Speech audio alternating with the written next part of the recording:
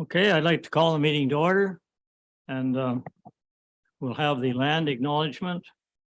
The municipality of Dysart acknowledges that we are on the traditional territory known as the Williams Treaty First Nations, which includes Curve Lake, Hiawatha, Alderville, Scugog Island, Rama, Boswell, and Georgina First Nations.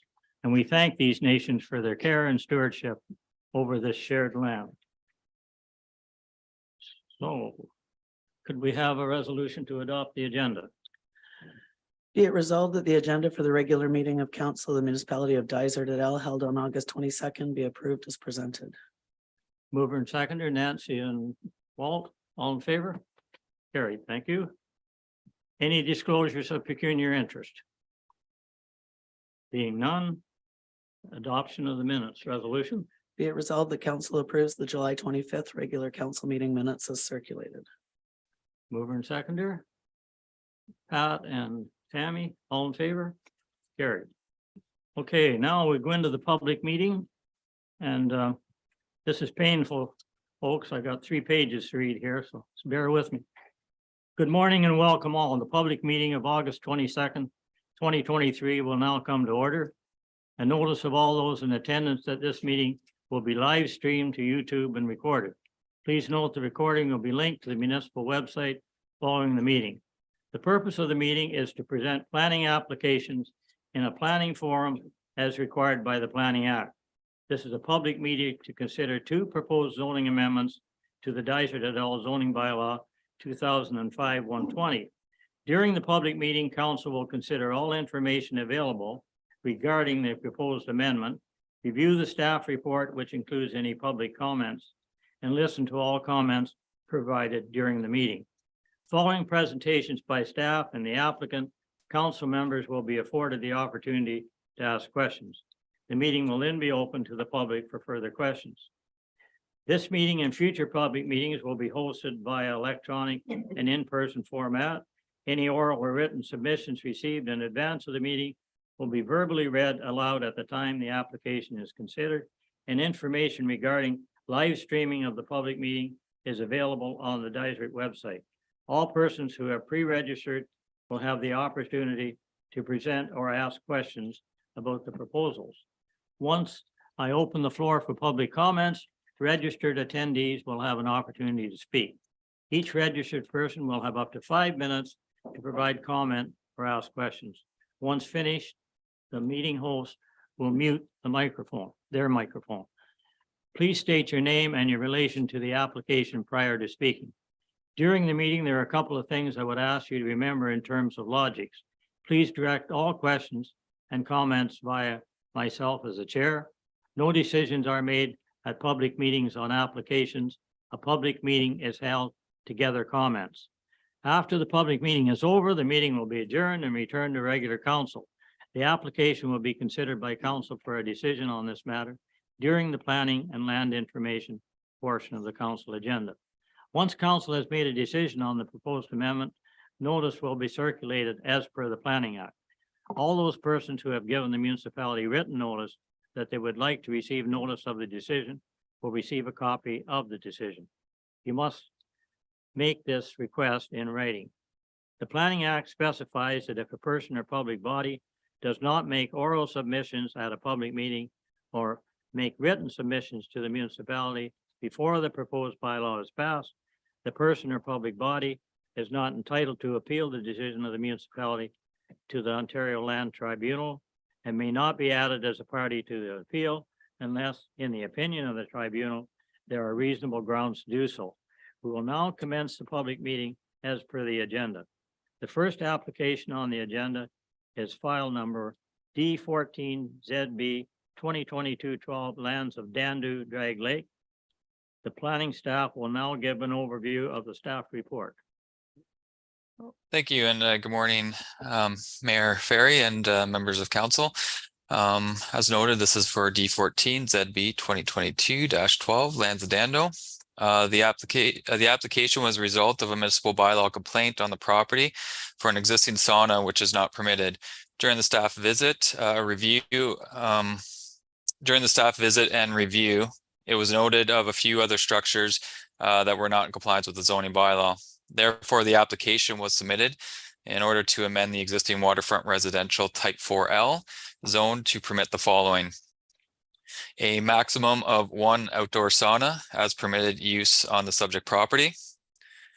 An outdoor sauna is not a permitted structure within the residential water zone.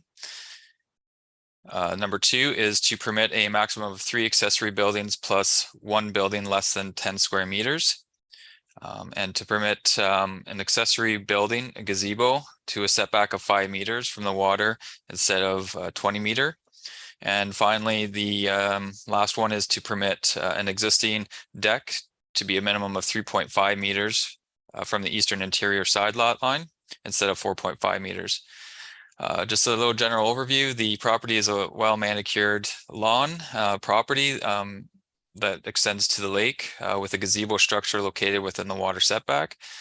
Given the policies of the official plan and provisions of the zoning bylaw, it is recommended that council defer the zoning bylaw and direct staff to return with amended bylaw that would permit the outdoor sauna as a use with a water setback of a minimum of 20 meters and reduce side yard setback for the existing deck. And that the reduced setback for the gazebo be removed from the bylaw and that the gazebo be moved into compliance with the zoning bylaw. There was no public comments related to this application, and I believe, I'm not sure if the consultant is in attendance to speak to this application. Doesn't look like it. So, and that completes the overview of the application. So is there anyone here that's speaking for the applicant? No? Doesn't look like Okay. it.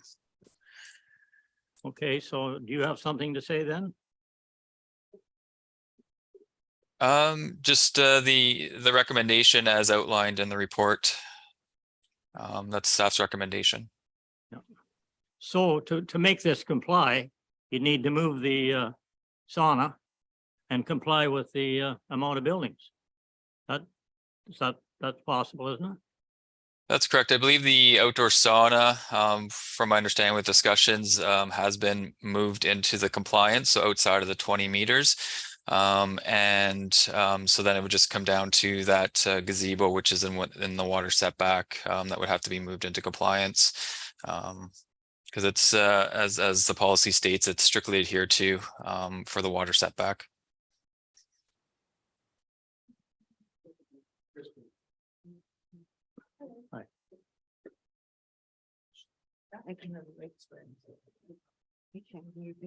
Chris, the applicant is here. Yes. Okay.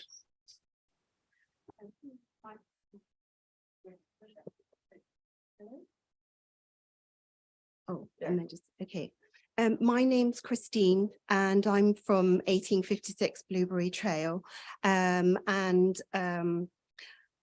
here to sort of like support and hopefully allow me to be able to have the sauna on the property, and also the gazebo, which it's not a fixed structure. It's a wooden structure with a roof on the top so that I built it so that my elderly father could come and sit on the lake and be underneath some sun-screened area. I want to obviously comply with whatever I need to do to be able to have the sauna, which I put in for my own personal use. Yeah. I live permanently on the lake and work from home, and would hope that everything that I've done has been done beautifully, and it's not got any sort of bad side effects to the lake or the property. Well, you've already moved the sauna there. Actually, no, the sauna hasn't been moved. Oh, I've it been hasn't. Okay. waiting to be told. Sorry about that. I didn't know what, I didn't want to contradict you or anything, but I'm happy to move the sauna back if that's what's required. Well, you can't have anything in the water setback. Yeah. That's the law. Okay, So you have to move back to the 20 meters with both well, the sauna and the gazebo. well, the gazebo, there's nowhere for it to go that my father or anybody or anybody I in a wheelchair understand would be able that to we hear go. that, you know, It's- and that's a valid point, but Mm. the point is, if we do it for one, we gotta do it for more. Mm. So. But- To me, um.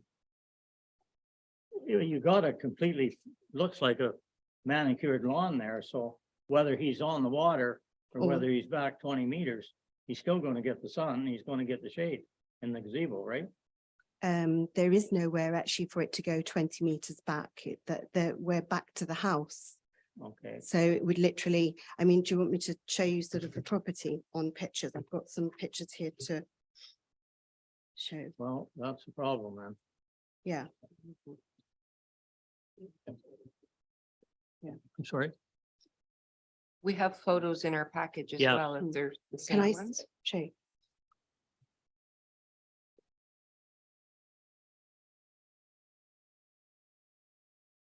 So that's the gazebo, and there's nowhere really to put it. That's the front of the room, and that's where the sauna is just there. There. And so you can see there is Mhm. nowhere to put it. It's, I mean, the property was severed between, there was 3 lots, and it's on a point, which makes it impossible for me to, you know, put anything anywhere that to, you know, and it, I've also got another picture to show you. It's not fixed, it's not a fixed, it's not fixed down, it's just, it's not got. Look, you've got all good reasons, but the reasons don't comply, that's the problem. So it's not, you can see that it just sits on top. It's not, it's just a. I understand all that about gazebos, yeah. Well, until there's a change in policy, I don't know how we're gonna, and that's a big change to start allowing buildings within the 66 feet. Yes, It's, Murray, did Chris say that staff was looking at something for this when in this, did you say something about that, Chris? To defer it and staff was gonna look at, It was more just to defer and then to direct staff to come back with a bylaw that takes out the gazebo. So which would mean that not permitting that gazebo within the water setback. So the bylaw right now reads that it permits that gazebo at a 5-meter setback. Because that's the request by the applicant. So we have to put that in there, and then we're just outlining based on the policies that council consider to defer it and then remove that out. So the gazebo would have to be removed from the water setback based on the policies that outline that's strictly adhered to in the water setback, that no structures are permitted. so that's just reverse to what I thought there. Yeah, I didn't, I was unclear. I've been on the lake now and since the house was built in 2017. And that's when this was actually set up, this gazebo. And there are many structures on the lake that sit within that sort of same boundary Yeah, as mine, and many, their turn is coming. well. Yeah. So but I didn't know I was doing anything incorrect because I wasn't aware that that was actually a structure, because it wasn't fixed and it doesn't have doors, it doesn't have any, it's just no more than a shade. And because I'm on the point, an umbrella is not an option because No. the wind and it just blows it inside Yeah. out. So if I want to, anybody, myself or anyone, to be able to sit out in the lake, you know, by the lake or anything, there is no shade. There's literally no shade. So I'm turning around and saying, you can't go down there because it is very, very sunny. It's not, there's no shade at all. I've got no, I mean, when I You moved got in, no I trees put, in front at all. I put trees in when I came because there were no trees. So I actually put all these trees that I have into Okay, to sort of like create some, well, sort that's of good. like That was a good thing landscaping. you did. yeah, but it doesn't create any shade at all. It's, you know, that it makes it beautiful, but there's no shade at all.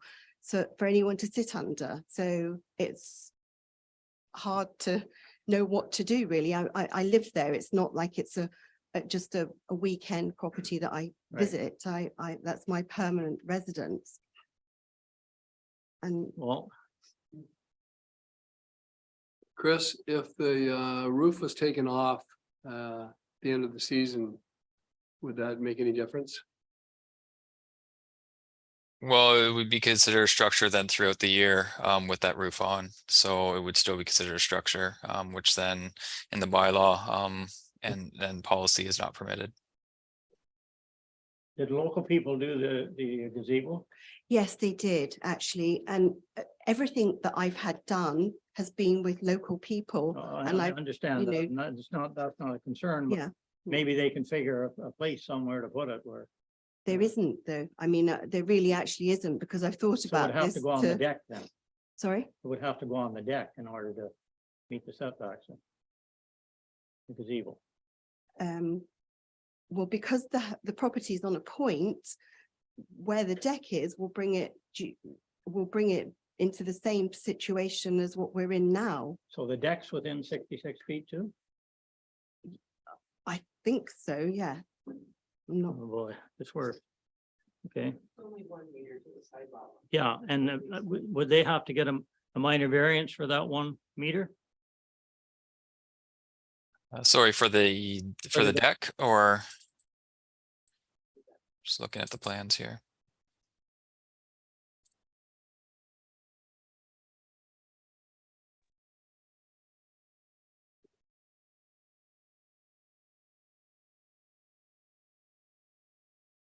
Yeah, so if a deck's attached to a house or to a main dwelling, it's permitted 3 meters into the water setback. And a total of 20 square meters if it's detached for a patio or deck. So based on the drawing, just trying to see what that distance is. So from that point back to, I believe it's 70 feet.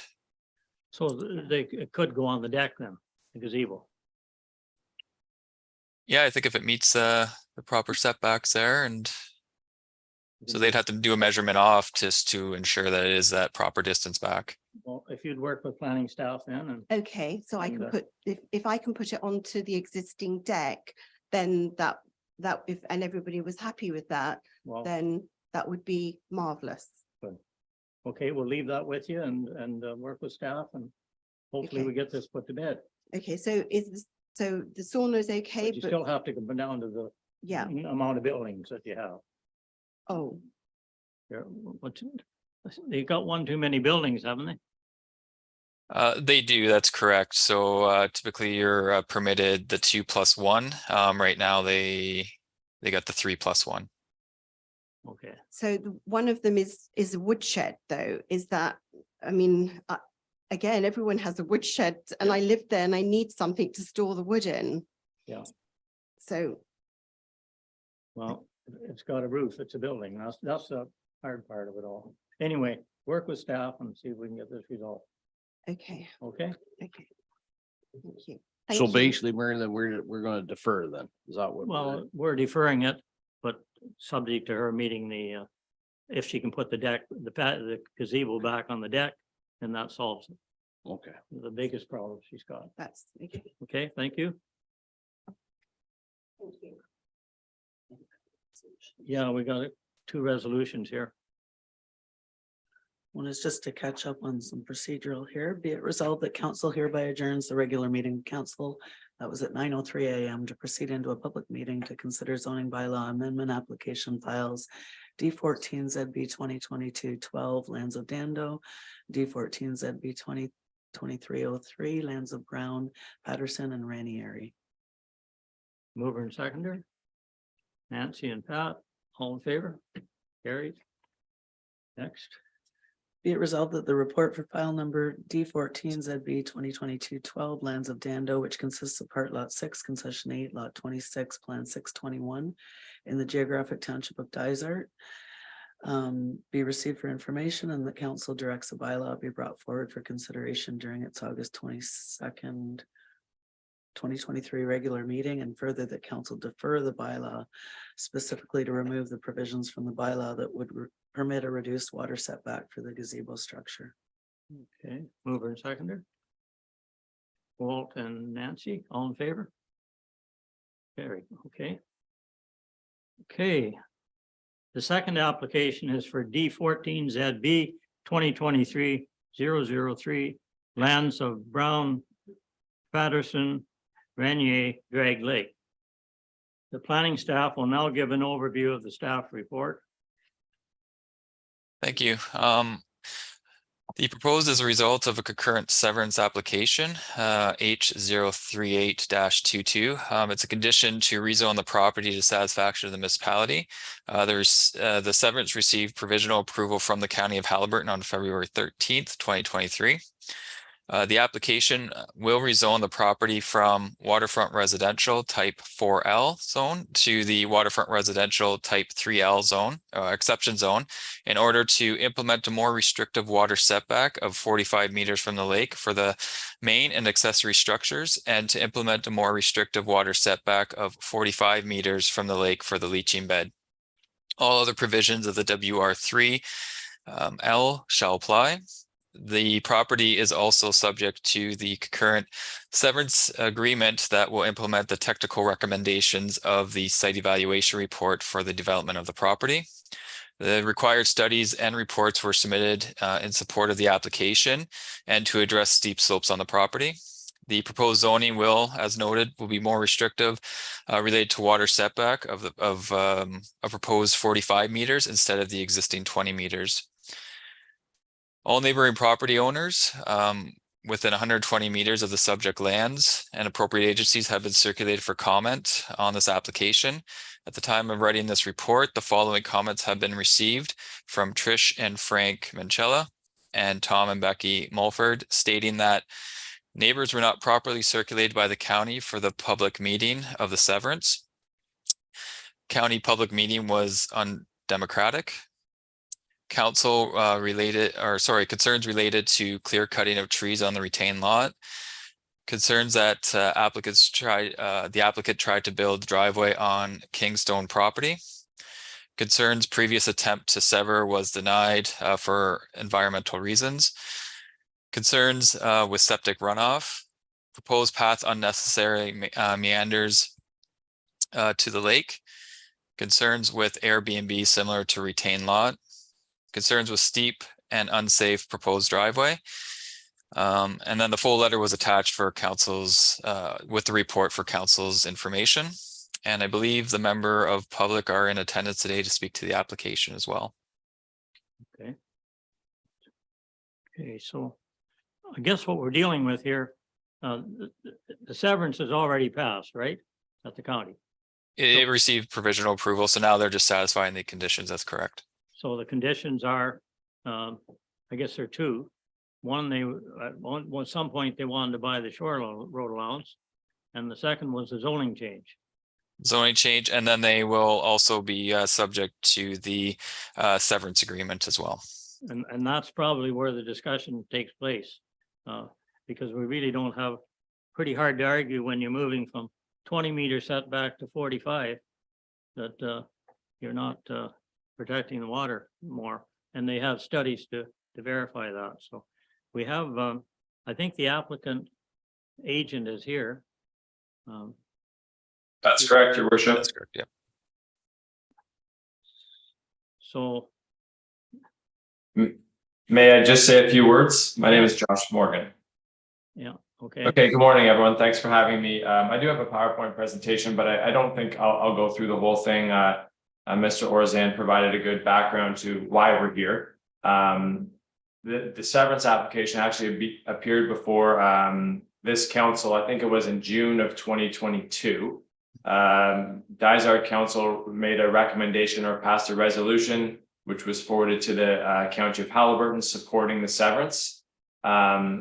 We then retained a number of professionals to undertake all of the professional reports that were requested of us, including a site development plan prepared by Bishop Geyer Surveying, a site evaluation report prepared by Gordon Nielsen and Mikowski Nielsen. That was essentially an environmental impact study. A hydrogeological opinion prepared by Wilson Associates, which confirmed that there's sufficient amount of water in the area. We also had an opinion regarding the viability of a private septic system on the severed parcel. we obtained a geotechnical evaluation by Soil Engineers Limited, which confirmed that there is suitable area on the severed parcel to build a dwelling as well as the septic bed. And we have a reference plan now prepared, which illustrates the severed parcel and the retained parcel, and of course, my own planning justification report. So all of those documents went to the County of Halliburton's Land Division Committee, and the severance was approved on February the 13th of 2023. And so here we are today in an effort to satisfy, I think it's condition number 7 of the approved severance, which requires a zoning bylaw amendment to be approved. And as Mr. Orzan mentioned, what this zoning bylaw amendment does is actually places more significant restrictions on the property than those which exist today.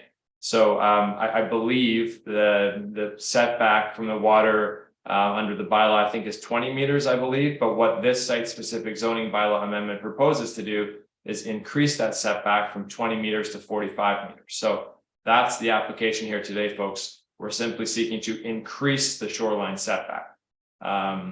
So I'd be happy to answer any questions that member of council have, any questions that members of the public have.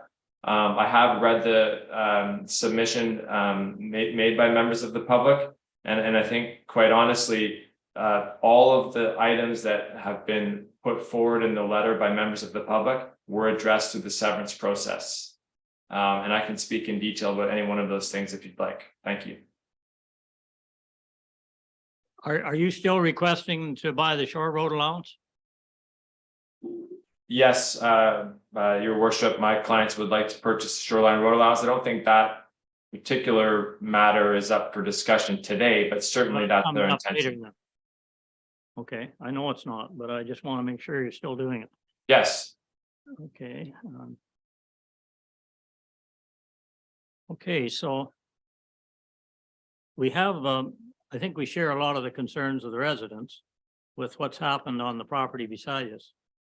And but unfortunately, they're nearly all related to the severance. And they're not to the zoning bylaw, which we're dealing with today. So the next opportunity council will have to look at this after the zone gets approved, which I don't know how we would turn it down based on the fact it's farther from the lake, would be the severance application, which will come, I would think, next month. So that will be that opportunity. Sorry, the severance agreement, you mean? Yeah, the severance Oh. agreement, yeah. So, any members of council got any questions?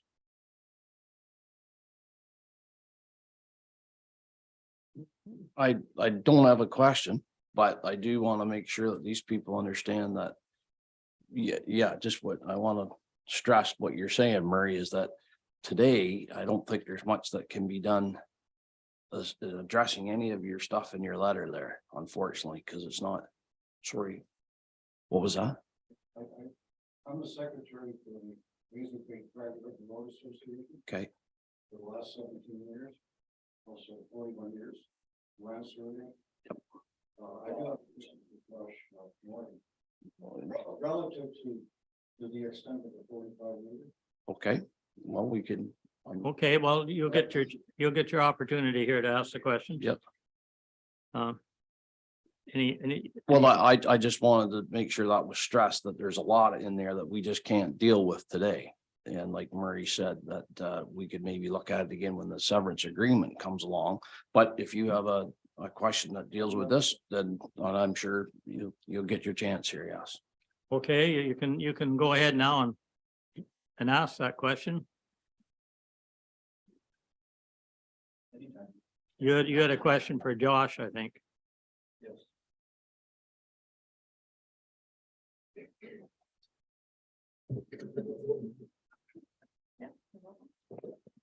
And I remind you, you have 5 minutes, so. Okay, fine, thanks.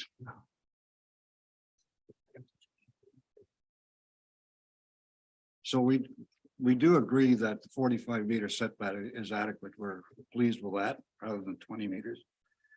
My question to Josh is, the fact that this extra structure, which it seems to be anchored at the 45 meters, which it looks like to me like a garage with an extra driveway put in. It's supposed to be 7.5 meters away from the limit of the right of way of Pelican Lane. The surveyor's dimension is 5.95 meters. So basically that's this structure, which seems to be anchored on the very limit of the 45 meters. This structure should be another 5 feet and 1 inch further away from there. And I'm just wondering why, you know, like why that wasn't addressed. At the time. Yes, at the time that Bishop Guyer prepared the survey. Okay. Can you answer that, Josh? Yeah, actually, I'm just looking at that drawing as we speak here.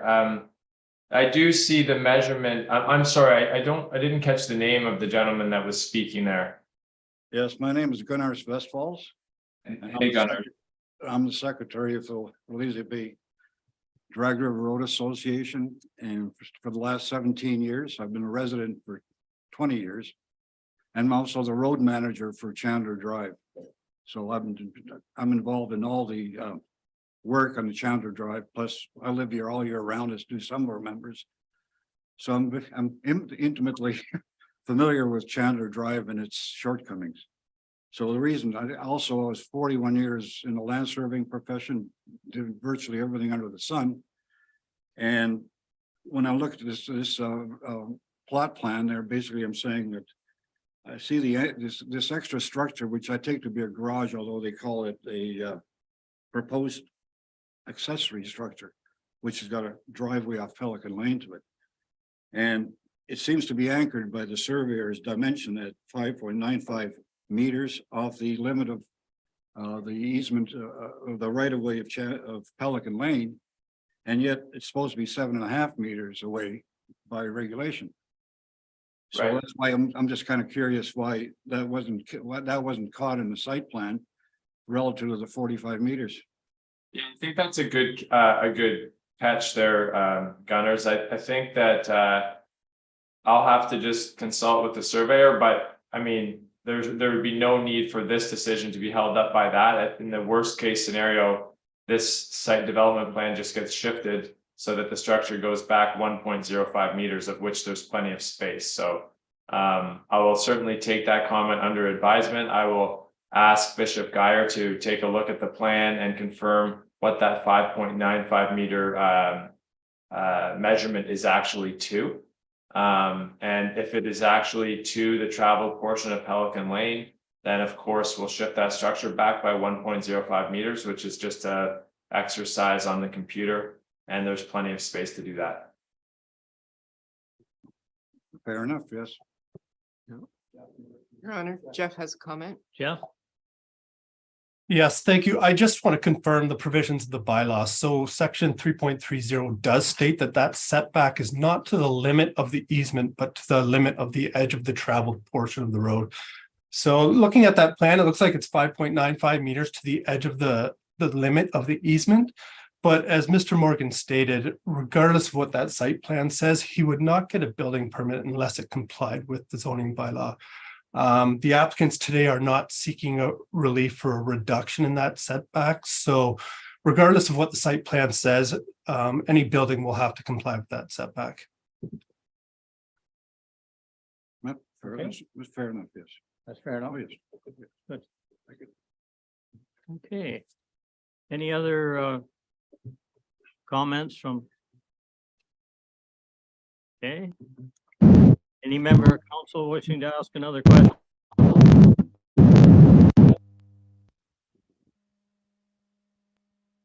So I guess this concludes the, Sorry, I believe that there's Trish that has her hand up and Stephen to speak.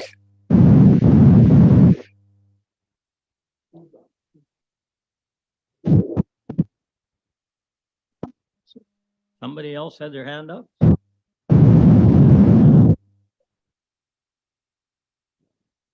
Yes, if I may, Mayor, there is 2 other people in attendance today that wish to speak. There's a Trish Minchella and a Stephen Mitch. I just wish to advise someone has their microphone set and it's causing some interference. I don't know if that's you, Trish or Stephen.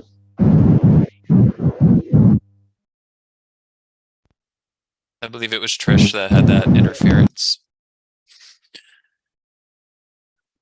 So Steve, I guess Stephen, if you would like to go first.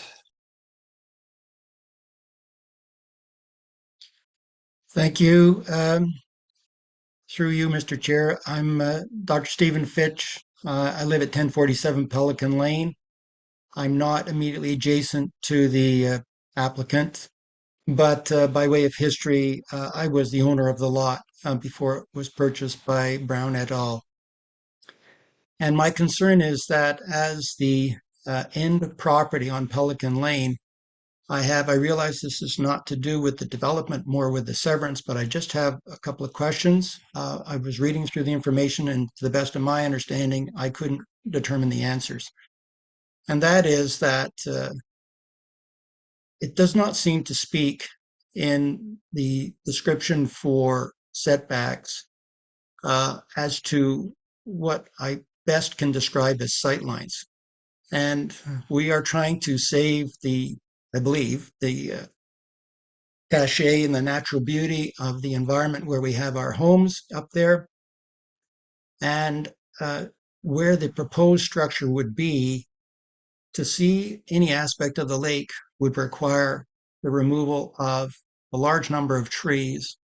If I can explain it accurately, the land where the proposed structure is going to be, I realize it's not being addressed here, but this is just to speak to how will the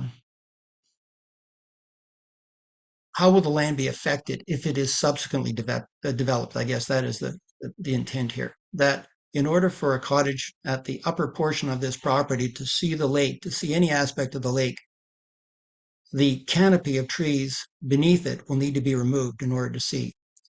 And those trees are on the steeply sloped portion of the property. And to me, that then means that these trees will not survive. And then we worry about runoff in my simple knowledge, ignorant knowledge perhaps is a better way of saying it, that once these trees are lost on the steeply sloped portions, we will get increased runoff. And with that will also be the early demise of Pelican Lane. Over the last 22 years that we've lived there, we've had to repeatedly shore up Pelican Lane because we know how much of it gets washed out each year because of the heavy rains and the spring thaw runoff. And to me, any kind of development of this property will accelerate that process. So my concern is there a way through this proposed setback? Is there any area of the bylaw that addresses what happens to the trees? Well, there's a tree cutting bylaw at the county, but I think we're trying to pass a site plan agreement here fairly soon, which would deal with trying to clear cut that. I hear your concerns there. They're valid, for sure.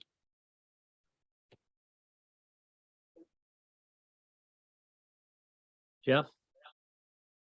Yes, thank you, Mr. Mayor. And I think what Dr. Fitch is referring to is some of the vegetation up close to where the proposed dwelling is going to be located. And in response to that, I just might add that the municipality has several policies regarding vegetation and the preservation and replanting of vegetation within the minimum water setback, but the proposed location of that dwelling it far exceeds that minimum water setback. Perhaps the agent, Mr. Morgan, could answer the question with regards to stormwater management, because I believe a stormwater management plan was done for the severance application, and maybe that was addressed in that proposal. Sure. Thanks, Jeff. And through the mayor to Dr. Fitch. I think that it's reasonable to expect that trees will be removed within the developable area that's illustrated on the site development plan. Which means that the activities of tree removal will exceed 45 meters from the lake. That's 150 feet of undisturbed land between the developable area and the shoreline. I have not had any conversations with my clients about any intention or desire to remove trees within that 45 meters. So there's not much that I can say there. I guess if there was a desire of the municipality to ensure that healthy trees within the 45 meters were not removed, then that would be something that we could discuss through the severance agreement. And certainly it will be. I think it's an important issue here. And of course, based on the precedent on the lot beside the one that you're severing off, it was all was clear cut. So that's why there's concern here. Understood. Yes, thank you. If I may readdress it, it was the concern that it wasn't so much the trees that were in the area where the actual development was going to be. It would be the trees that would be affected by the sight lines from whatever structure was on the developed area to be able to see the lake. Yeah, we I get think- that clear. Yeah. And that's where I think because of the slopeness, because of the descension of the slope, that's going to be canopy of trees that are kind of down slope from where the developed area is. That's my concern. Yeah, and we Or hear was my that. concern. We hear that. Okay, thank you. Anything else? So, any other member of council, any questions? Okay, so this concludes the public comment portion of the meeting. There's another? I believe If I may, I believe there is one more person that wishes to speak, but they're having audio problems. Having some difficulty here.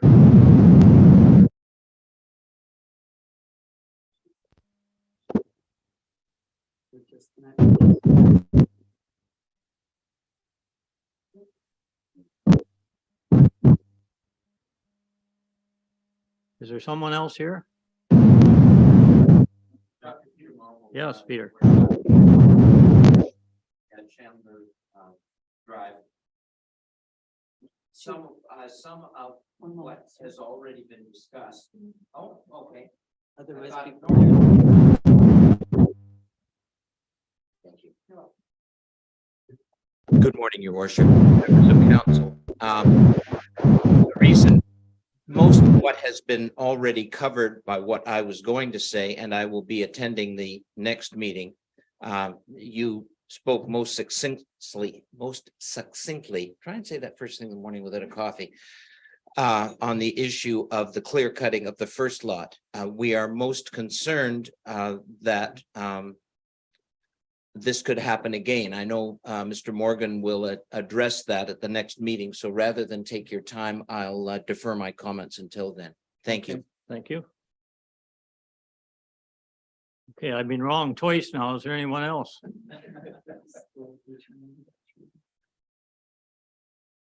Okay. So this concludes the public meeting of D14. There's still somebody? Okay.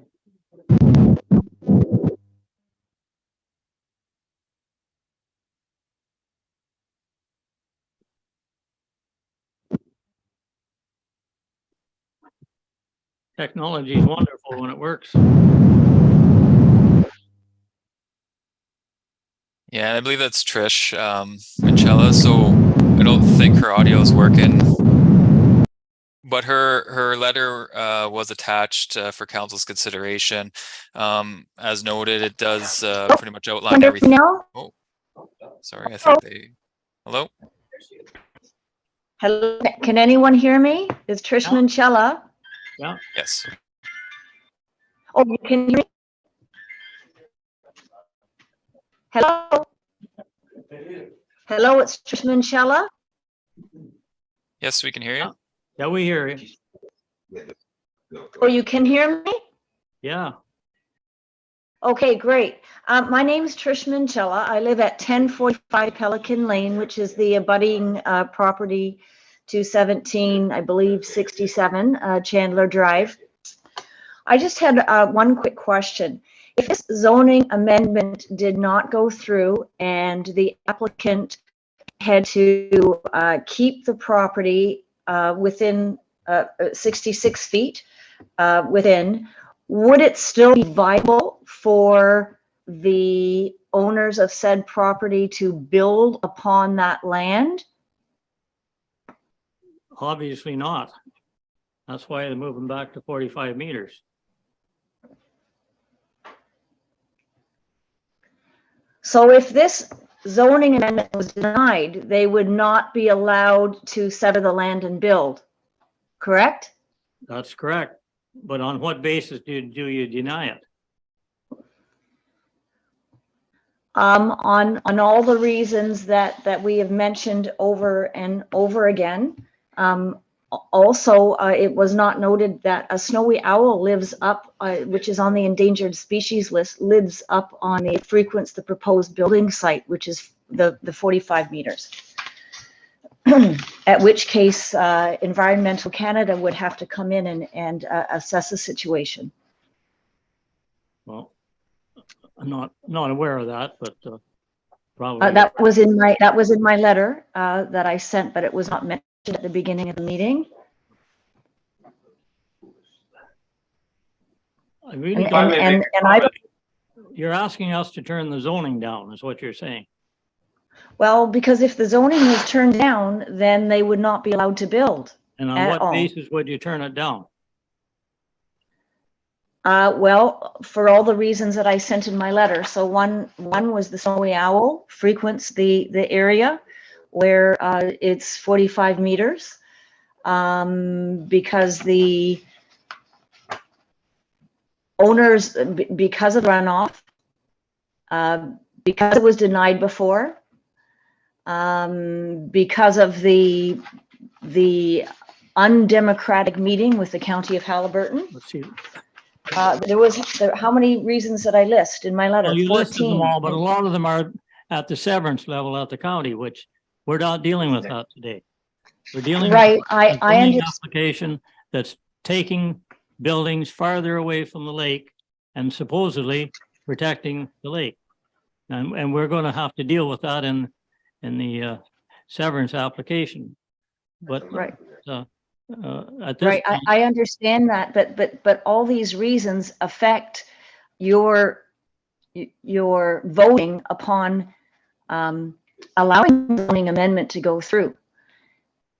We're going to be causing an environmental nightmare, basically, and a human nightmare well, with runoff. Okay, and by you guys approving it, it's basically allowing them to build 45 meters without looking into the issues. well, the issue for you is the owl, right? And the other 13 reasons that I listed, yes. I know, but they're not valid so far. Yes. Maybe Jeff or Chris could help us out here. First of all, we don't know if the 20-meter setback, or I'm sitting here, I don't know. Can they build on that? Is this getting moved back because it's easier for them to build on this? Or is it impossible for them to build with the 20-meter setback?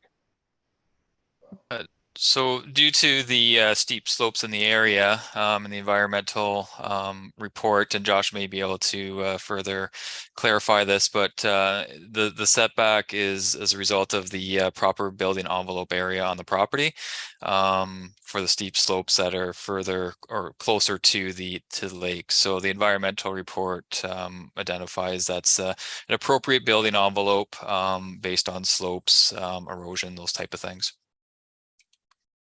Yeah, sure. Yes, not only the site evaluation report by the environmental consultant confirmed that building further away from the lake is the most appropriate place, but also the site the site development plan prepared by the surveyor identified that building further from the lake was the most appropriate place. So given that feedback from two different professionals, it's appropriate and absolutely good planning to establish a greater setback. In fact, in many municipalities, we wouldn't need a zoning bylaw amendment to establish a greater setback. The developer would just build in the most appropriate place. In this case, we're just sort of cementing the need to build at that, to build further back. So this is just an entirely reasonable and appropriate thing for the applicant to do. And The just to question further, sorry, just further elaborate on that, there was also the geotechnical letter that was provided as well. Okay. any So further would it comments? be feasible to build on that land or no? 66 feet back. Well, it's pretty clear that they I moved think- out because it was too steep.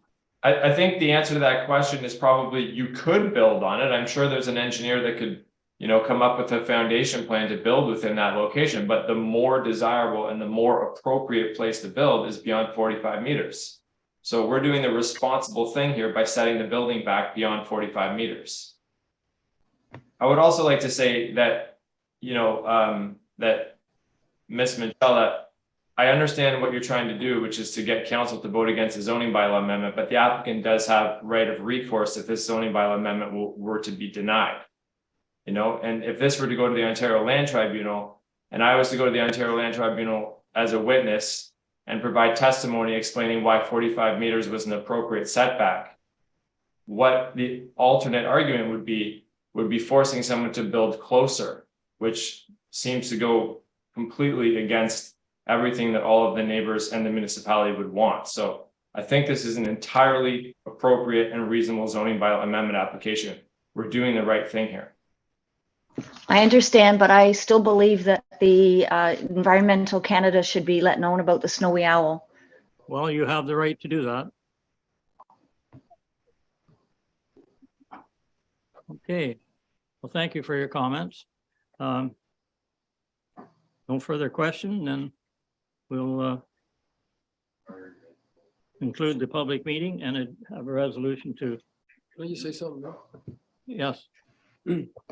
Yeah, so Josh, a lot of these concerns, of course, I'm sure you and the owners are gonna address, but I mean, to me, the owl is a concern. The driveway looks to me like it's a major concern with all the history that there is with runoff there. And also the trees are a big concern. Are these all going to be addressed? But if this was ever approved to have this building put up there, these are, to me, are very, Site plan. yeah, so it's very, those are key issues and concerns to the people that live on Pelican and that they live there. They know what the runoff is every year. So If I may, I'm concerned about those.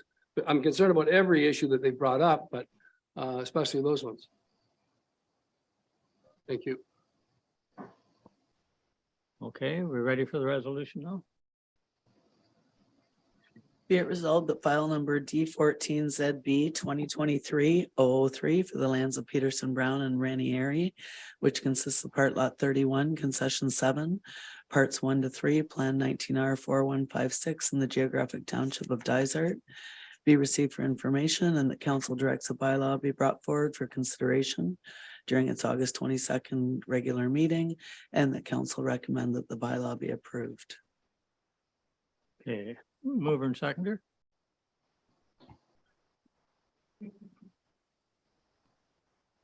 Oh, Nancy. Yeah, and seconded by Walt. All in favor? Carried. Okay.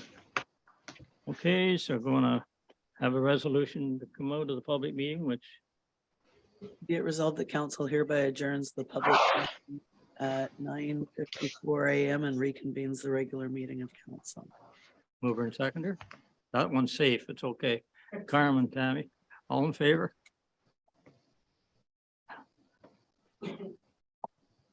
Okay, so now we'll get to general delegations. We got Chris Stevenson from the library. I think this is the same PowerPoint we saw all at the county, but is Chris coming into Zoom here?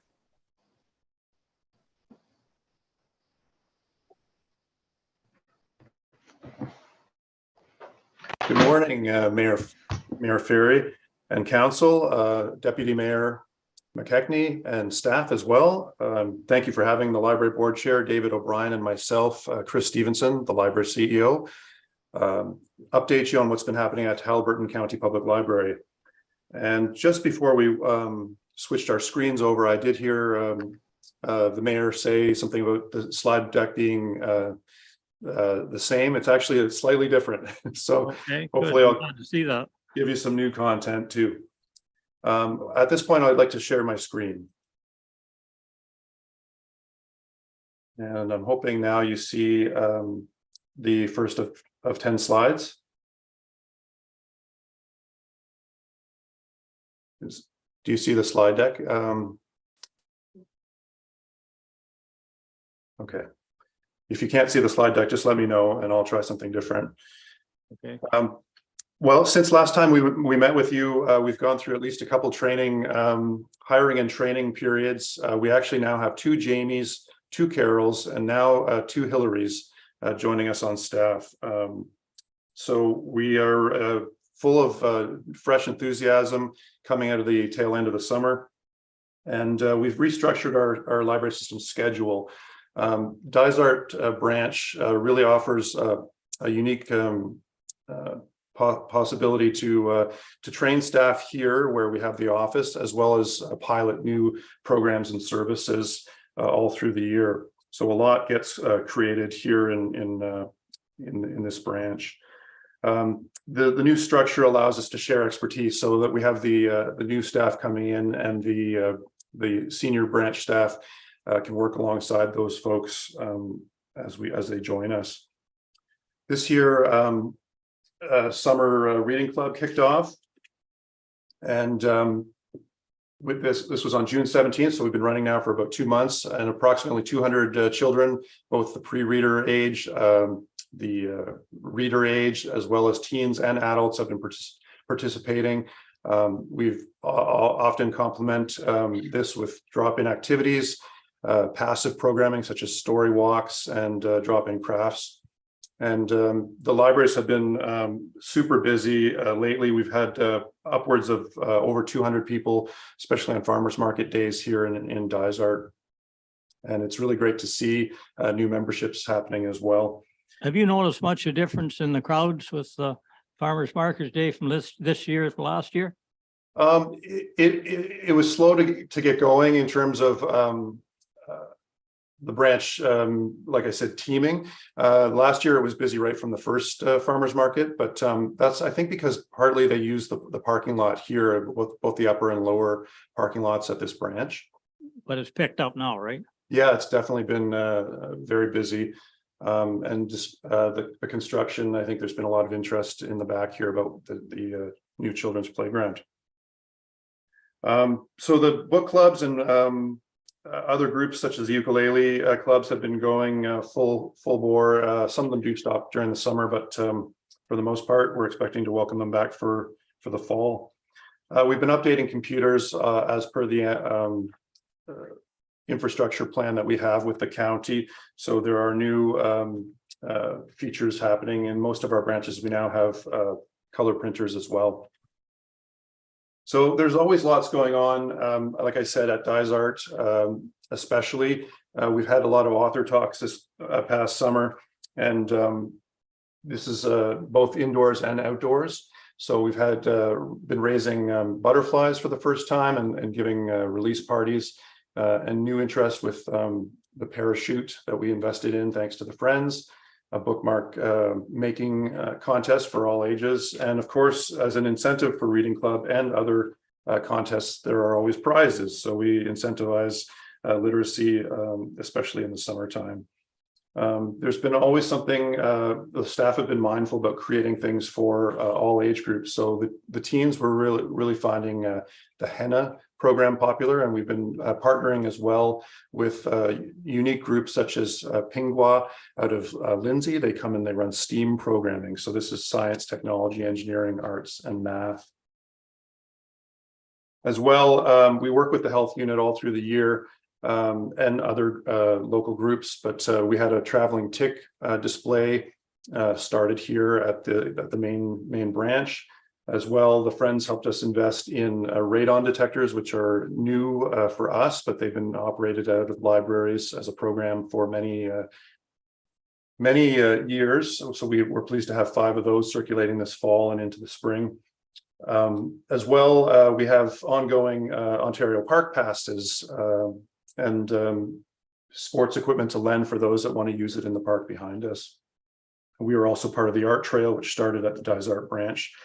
And just a kudos to municipal staff and the contractors who work hard to make this branch beautiful. We do get a lot of comments about the branch and the quality of the facilities.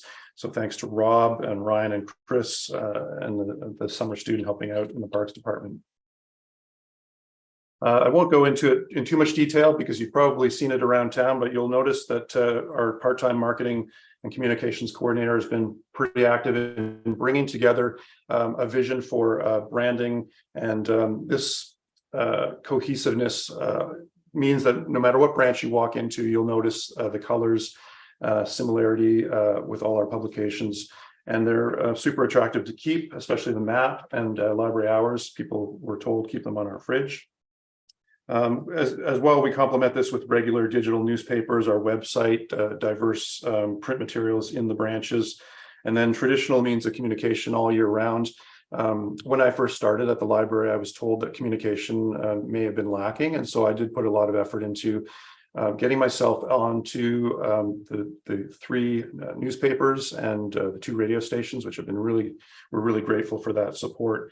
And that's, I believe, a large portion of why people have returned to the library after the pandemic started to wind down. And then new in this past year has been a regular newspaper column that myself or a staff member write about some issue about the library, whether it's technology or a series of special events that might be happening. And this just shows you some of the ways in which we've changed. So the top row has the old logo, old fonts, which are all different sizes. And now we've changed to sort of a standardized look and feel. And then we use icons as well to improve accessibility. And accessibility is built into our website. We actually presented at the Ontario Library Association conference in Toronto in February, and there are over 100 libraries were interested in the website that we built that maintains the highest standards of accessibility. And of course, I mentioned the Friends. They've made possible so much in the last couple of years, thanks to their book sales. They are investing quite possibly this fall in new audiobook readers, these small devices that can play up to 30 books reading the books to you. They've helped us invest in some of the signage because, as you can imagine, signage in 7 or 8 locations has been fairly costly. We just brought home, it was the maiden voyage. We brought our new van home. This is the new courier and programming van from Ford yesterday. So that's going to be set to have County Signs work with Tessa and create the branding on that. So couriers are excited. We hope to be traveling through all the towns soon and be a recognizable whenever you see the van. At Dysart, we're also working on a plan to upgrade certain aspects of the children's area, perhaps adding some new colorful furniture, adding brand colors to the space. And we've already replaced the chairs throughout this branch, as we learned from the outgoing mayor that there was still a fund left from when this building was created to put towards furniture. So we're really appreciative of the staff at the municipality that helped us navigate that. And data does support, investing in the children's area. We have a juvenile fiction usage is up nearly 30% since before the pandemic, and picture book lending is also up almost 15%. I'd just like to turn it over briefly to Library Board Chair David O'Brien for a perspective from the Library Board. Thank you, Chris, and Mr. Mayor and members of council. Thank you for letting us take a few minutes of your time today to give you an update on where the library is going and has been. And particularly thanks to Walt McKechnie, the Dysart member on our board, who contributes significantly to the work we're doing. I've been the board chair for just about 2 years now. As a matter of fact, when I just shortly before I came the board chair, or just shortly after, we hired Chris Stevenson to be our new CEO. And I can tell you that Chris has made just an unbelievable impact on the library, our product, our staff. He's recruited some excellent people. He's created an environment of eagerness and happiness and stability to work with the library. The staff he has recruited are phenomenally good at what they do. They're very interested in the community and very interested in our clients. You know, libraries are traditionally thought of as places where you go and get a book to read, and that's all. Libraries today are becoming completely different than the different organizations. They're becoming an integral part of the community, where we do all kinds of programming, and Chris has outlined some of the things we do. Our intent is to make the Haliburton County Public Library a significant part of our community, and to be thought of as a place to go to for information beyond just a book, but to really a place to socialize and create and discover new and different ways of doing what people are interested in doing, regardless of what it is. So, Mr. Mayor and Council, I just want to say that keep an eye on us, because we've got some great ideas in the hopper, and we're going to continue to innovate and make you very proud of our library. You don't have to be a big city to have a great library. You can do all kinds of things with a small library like ours. And Chris has just mentioned that the leadership we took on improving and enhancing our webpage has attracted over 100 other libraries who are interested in knowing how we did it. That's an example of how we can be leaders in the field and in the profession, and we will continue to do that going forward. Thank you very much, and I'll turn it back to Chris now. Okay, thank you. Thank you. And just to wrap up, I'd like to say standing behind me are some 20 staff that really do make things wonderful at all of our branches. Thanks, David. It's customary that at this point in the season, we present the annual report for 2023. Hopefully that was included in your documents this week. I'm certainly here to answer any questions about the numbers or any other questions you may have for myself or for David. Any questions? Pretty clear presentation, I think. Okay, well, that's great. Thank you. Thank you. Thank you very much. Thank you. Resolution. Be it resolved that council acknowledges receipt of the Haliburton County Public Library highlights in 2023 annual report presented by Chris Stevenson and David O'Brien. Mover and seconder, Barry and Carm, all in favor? Carried. Okay. Thanks for having us. Thank you. Okay, Peter Lemoyne, Muskoka Watershed Council. Good morning. Let me just get my video on here.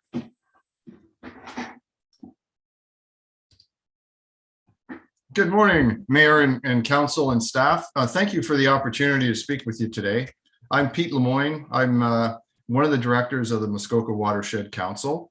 I live in the very southern part of Muskoka. Actually, our small Lake Morrison empties into this Black Severn watershed, but of course the work we're doing is on the Muskoka River watershed and adjacent watersheds. And let me share my screen here.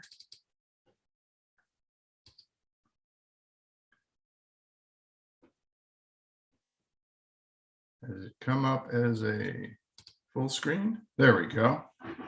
All right. And although I don't live in your municipality, I am familiar with it. My wife's parents built a cottage on the York River in between Benore and Elephant Lake. So did spend a fair bit of time there for a number of years. And I did see Chris Orson earlier. Nice to see a familiar face. Chris and I worked together on the Gravenhurst Environmental Advisory Committee for a few years. So basically my purpose here today is just to give you a feel for what the Muskoka Watershed Council does and to look for some involvement as we share some of the watershed with your municipality. We'll take a look at information that's coming from our 2023 watershed report card, which should be out any week now, and also talking about our future plans. Some of you may be familiar with us. We've been around for a little over 20 years. We're entirely volunteer driven.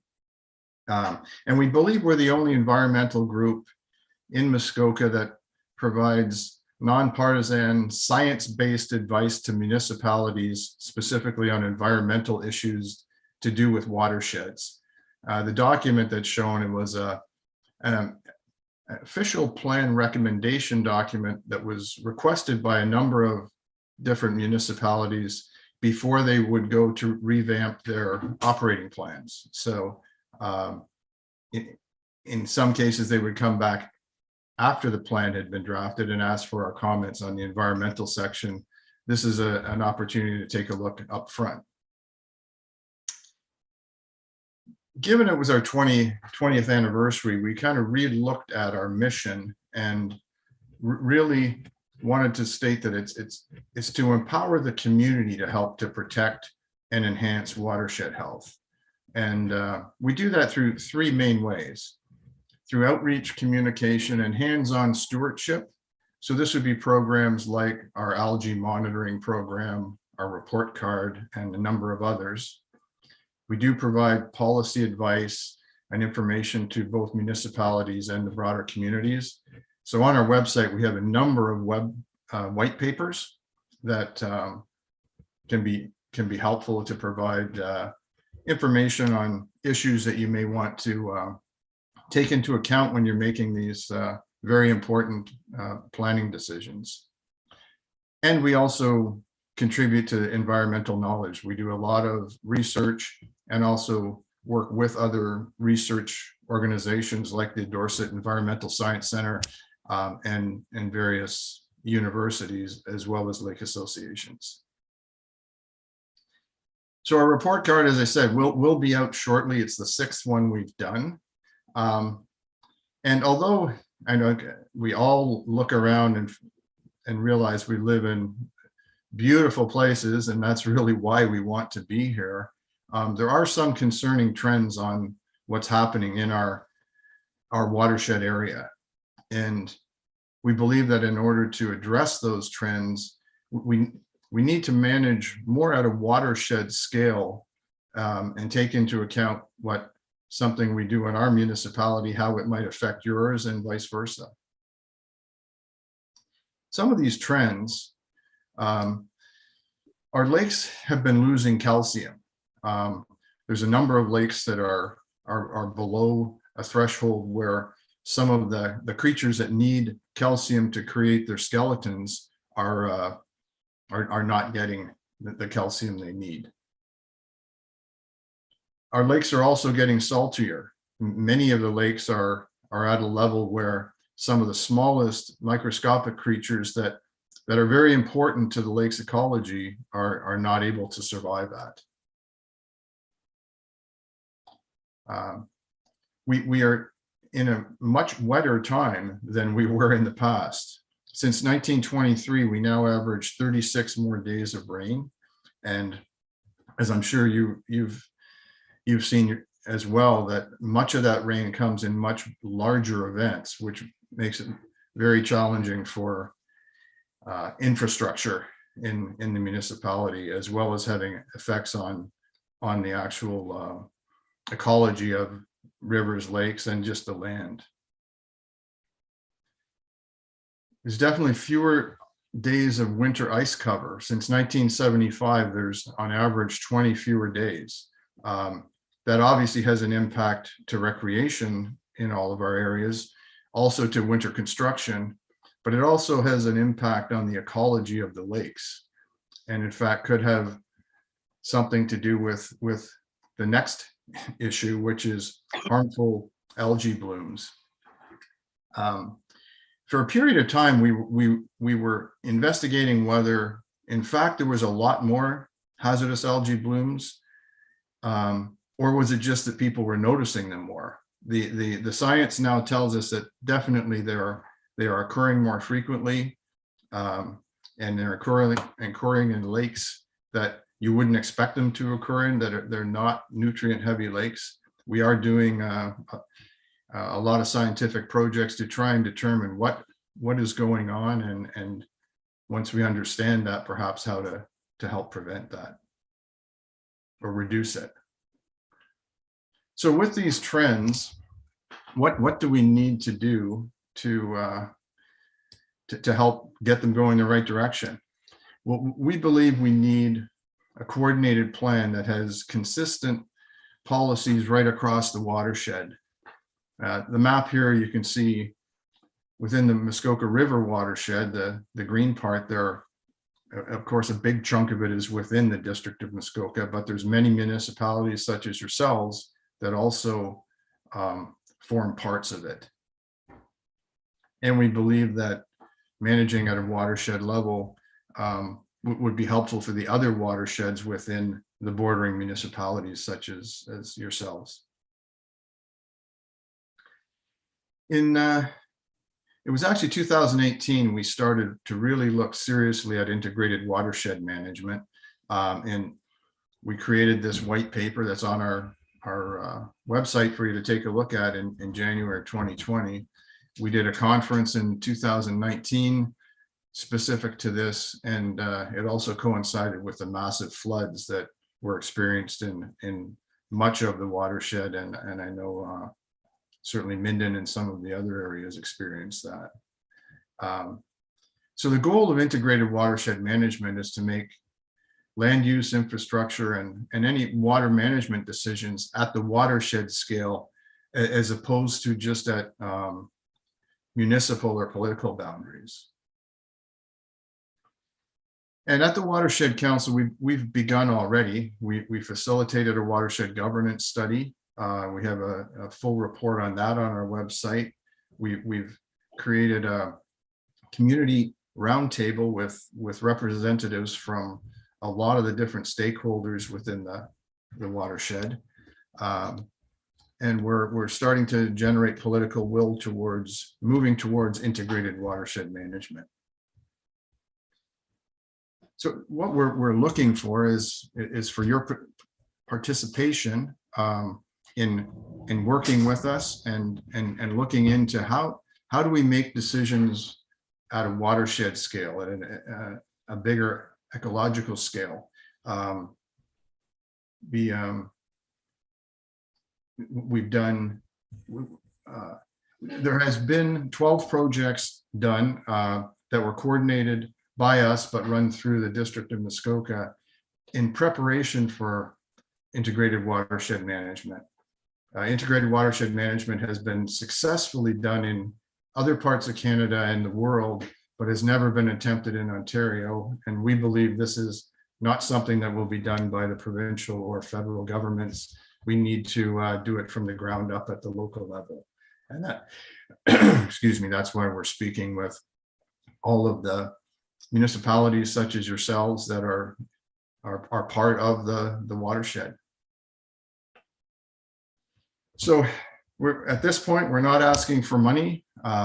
We are asking for your attention to it and some involvement. We are creating a one-day conference later this fall. We haven't set the dates yet, where we're inviting specifically municipal staff and councillors, not the general public. And the goal would be to really introduce what integrated watershed management is all about, the value, and how you can become involved in it. So we would like to invite some of the members, and we'll certainly send you an invite in writing to that effect. But we'd love to have representation from Dysart et al. Thank you. I'm happy to answer any questions. Thank you. Are there any questions? Well, certainly we'll be looking forward to that invitation. Okay, Okay, very good. Well, thank you for your time. thank you. Okay, Bye for resolution. now. Bye. Be it resolved that council acknowledges receipt of the presentation of the 2023 update for municipal councils and 2023 watershed report card from Pete Lemoyne, Director of the Muskoka Watershed Council. Mover and seconder, Walt and Barry, all in favor? Carried.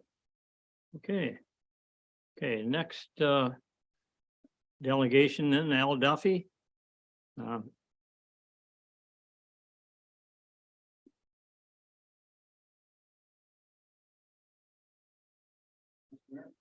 How are you? Nerve problems gone down my leg. Other than that, I will be as brief as I can. Okay, that's great. I appreciate it. It's been a long morning. I've been sitting here, so I understand. Your worship, members of council, thank you for giving me the opportunity to address council this morning. To discuss my daughter and her husband's cottage at 1010 LeBlanc Trail on Spruce Lake in your great municipality. They acquired this site in 2017. Oh, sorry. I didn't want to move it, big noise. This is not they acquired their land in 2017. It's not a small cottage and it sits on about 25 acres. I can tell you it's a lot larger than the one she grew up in. So a few weeks ago, one of your employees attended the site to examine the septic system. They were informed of a minor issue which prompted a call to a local septic company, and that had a maintenance contract. They had a maintenance contract and it was addressed immediately. After that, they did see on their video security system one of the town officials wandering around the perimeter of their bunkie. Sometime later, they received a notification from the town of Dysart et al. Informing them that they had to replace a wall in the bunkie and replace an outside door that they claimed had been removed post-construction. I guess that it would have been possible to do that, but at a great cost, probably in excess of $10,000. The bunkie was approved in 2007, probably built sometime later. My daughter was the third owner, and when they purchased the cottage, the brochure, I have it with me, but it shows no wall.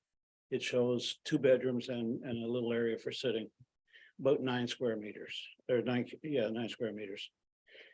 And, you know, to change that and to do that, you know, they're correct. The bylaw states in 2007, there was a relief requested from Committee of Adjustment and it was approved. And it was for the building that the bunkie is in. It was a 24 by 24 building and they approved that. They approved the location. It was built properly. But somewhere there's a building application that shows this building with an extra wall and a second door. And that was intended to be used for a workshop. That was never built. The 2 bedrooms were built. The bathroom was put in and the workshop was never there. So the second wall was not there and the second door was not there. And I'm in the building business. I have checked that out. And there's no way that anything was taken apart in that building. It's just the way it was. And they've got pictures way back and it always shows it that way. So the conundrum I'm in is I want to correct this. And there's 2 ways of doing it, I guess. One is to take the bylaw and make the requirements for a bunkie larger, just to fit the building it's in. Second way, and I don't know how Committee of Adjustment deal with a wall, an interior wall that's not there and a door that's not there, not required for fire protection, not required for any other reason, then it was shown on a building permit application was put in. It was never built there. Nothing else, there's nothing else required. We're not going and asking for further setbacks. We're not asking for any intrusion at all. The site is as approved by the Committee of Adjustment. It's down to a wall that's not there. And a wall that was, in my mind, never there, although the building department, and I must say your staff have been very good. They're there, they meet with us, they answer every question we have. And they're just simply saying, I guess the only thing we can do is enforce that. So you can go in and put a door in and a wall. A workshop, my son-in-law has 3 tools: claw hammer, a mallet, and his phone, because he just phones people and gets things done. So a workshop would just be foreign to him. So we can't do that. So we'd have to find another use. And the way it's always been set up is that they're sitting there. I understand the bylaw was somewhere around the 1970s that it was put forward, 2.5 generations ago. And lifestyles have changed since then. I used to be on a council. I sat in your positions and you know, if we were trying to use an old bylaw like that today, and we did replace a 1970s bylaw, this town now has applications for 80 floor buildings, never contemplated, you know, in there, never contemplated in the bylaw at all. And so it is changing, I must say, with this government, by the month, you're having to do things.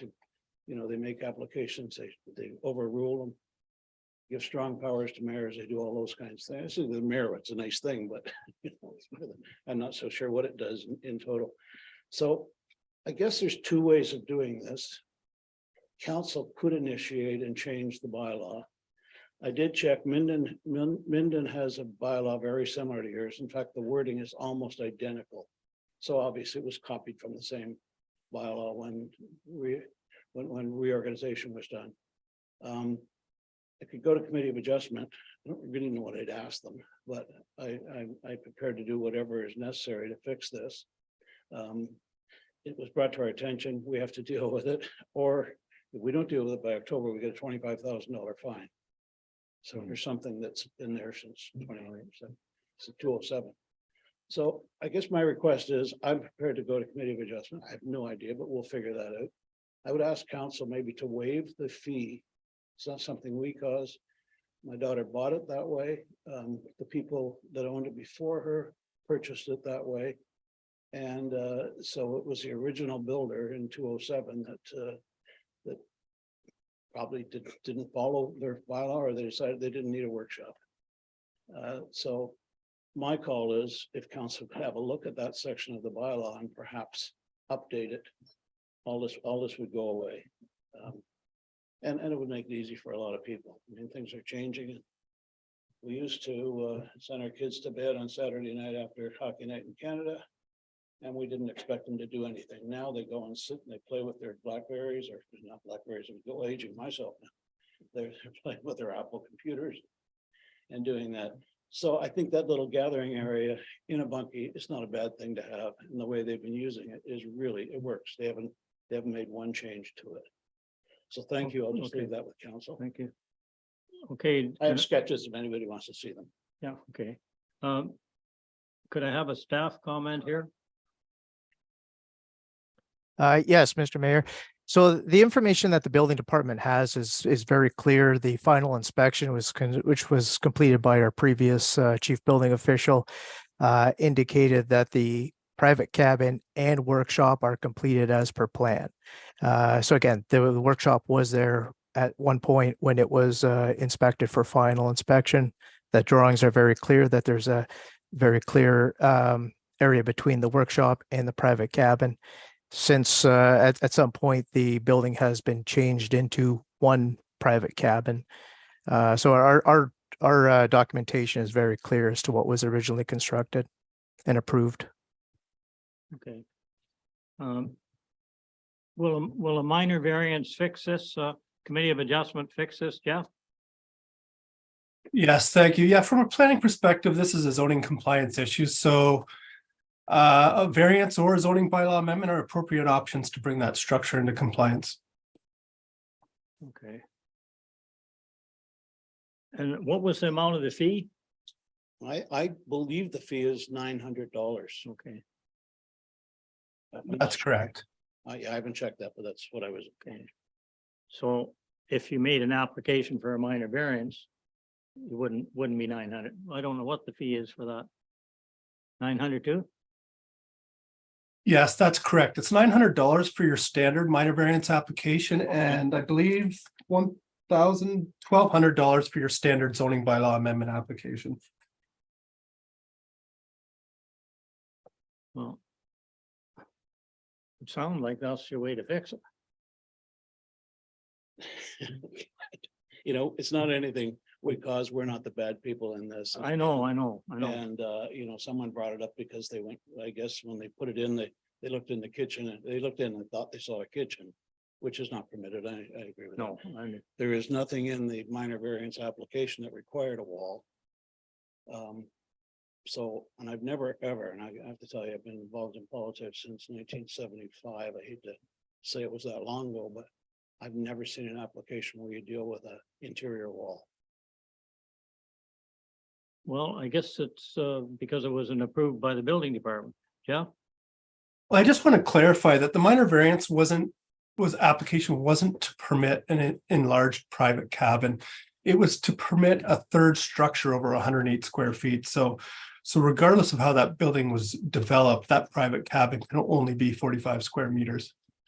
The provisions in the zoning bylaws say that if that private cabin shares is it located within another accessory structure, that it must be divided by a common wall and have its own separate entrance. So that's where that wall would have come into place. It's a zoning provision.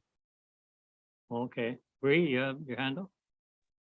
Yeah, just to clarify, in the conditions of the minor variance, it specifically stipulated that it had to comply with that section of the bylaw for a private cabin. So the minor variance was granted to permit the larger structure because it was a waterfront zoning, so it was only permitted to have 2 of the larger structures. But the provision specifically said that the portion of it that is going to be considered a private cabin has to meet the restrictions of the zoning bylaw at that point in time, which restricts it in size, which is why the dividing wall was required in order for them to have it as a squared off 24 by 24 structure. So if you put the dividing wall in, would that solve it? No, because then you have to put another door. Another door You and have to put the another dividing door wall. and very expensive. Because there's a window right there, which is wider than a door. So there'd have to be all new siding on the whole front of the building. And it becomes a structural issue. It's been that way since 207, I'm not arguing with your staff, but I can tell you there was never that wall there. I mean, it's not a bearing wall. It's not something that an inspector would spend a lot of time on. And it was part of a drawing, but then there's a lot of interior walls too that are part of drawings that they move around. People don't do. So we want to make this right. It's just that we don't feel that we should have to pay a lot of money to make something right I that hear we you. had no involvement in. I just don't know what the solution here is.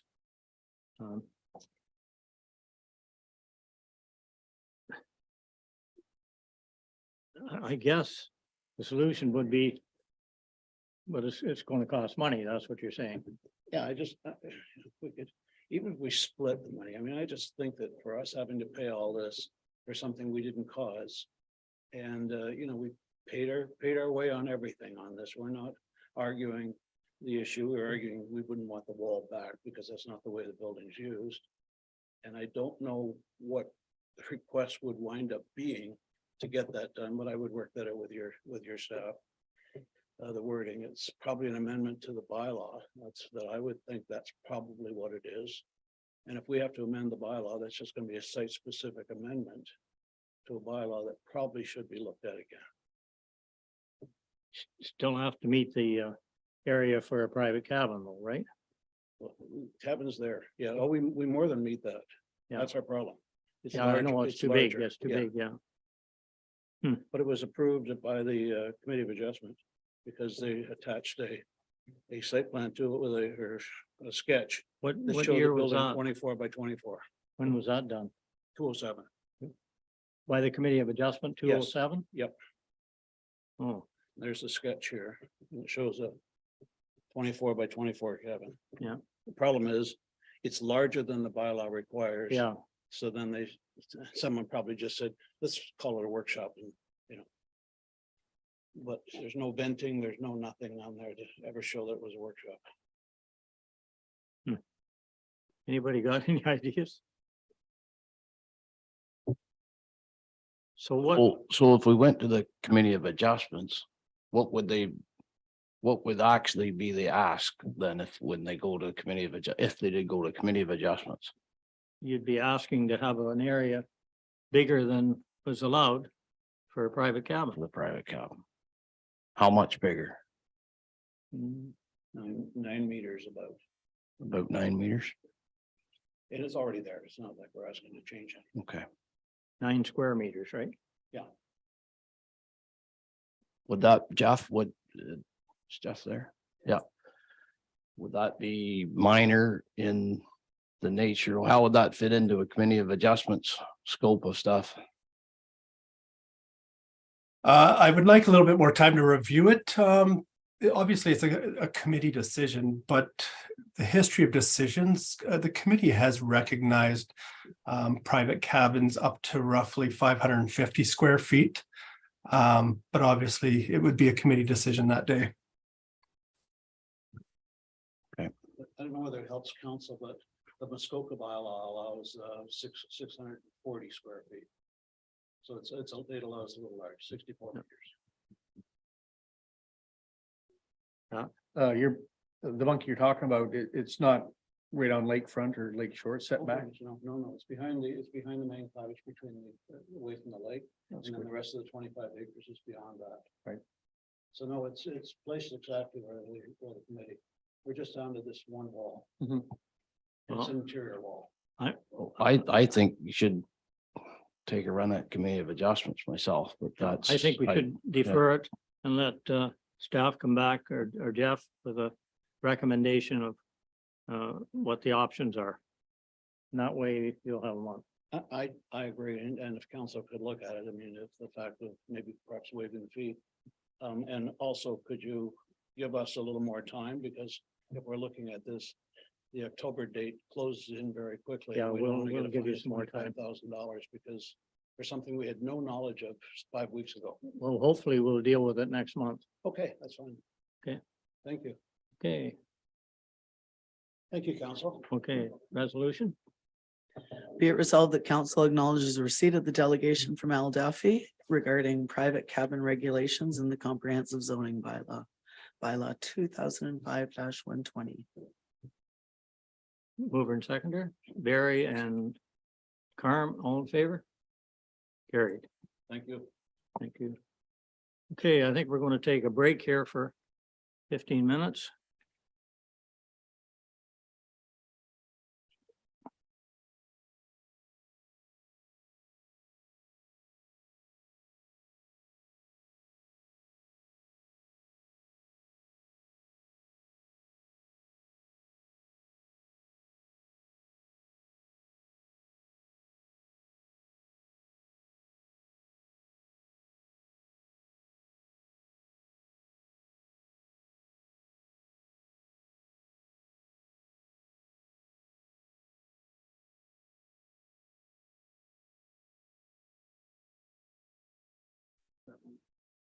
Oh, okay.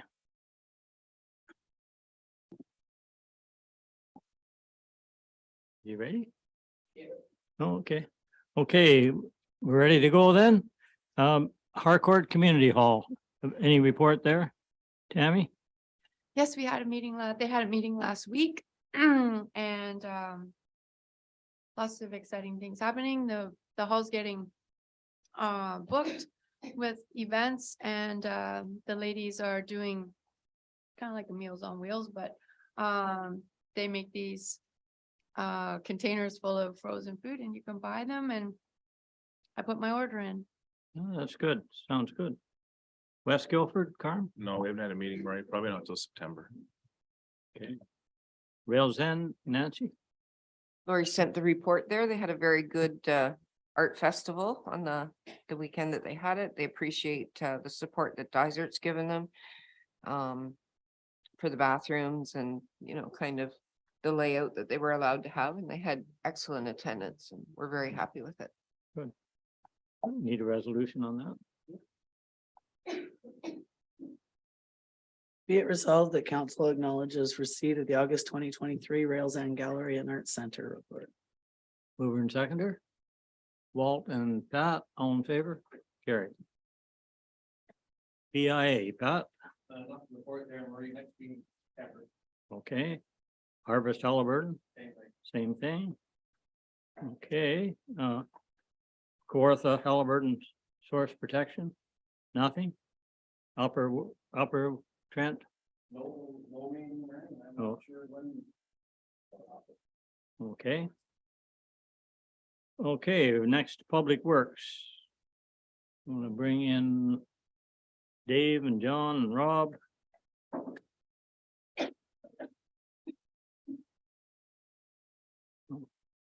Okay, the first one's pretty clear there. It's a request for a second handicap spot in front of the Legion.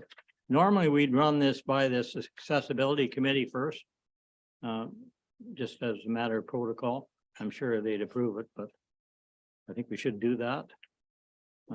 Just because it's the right thing to do.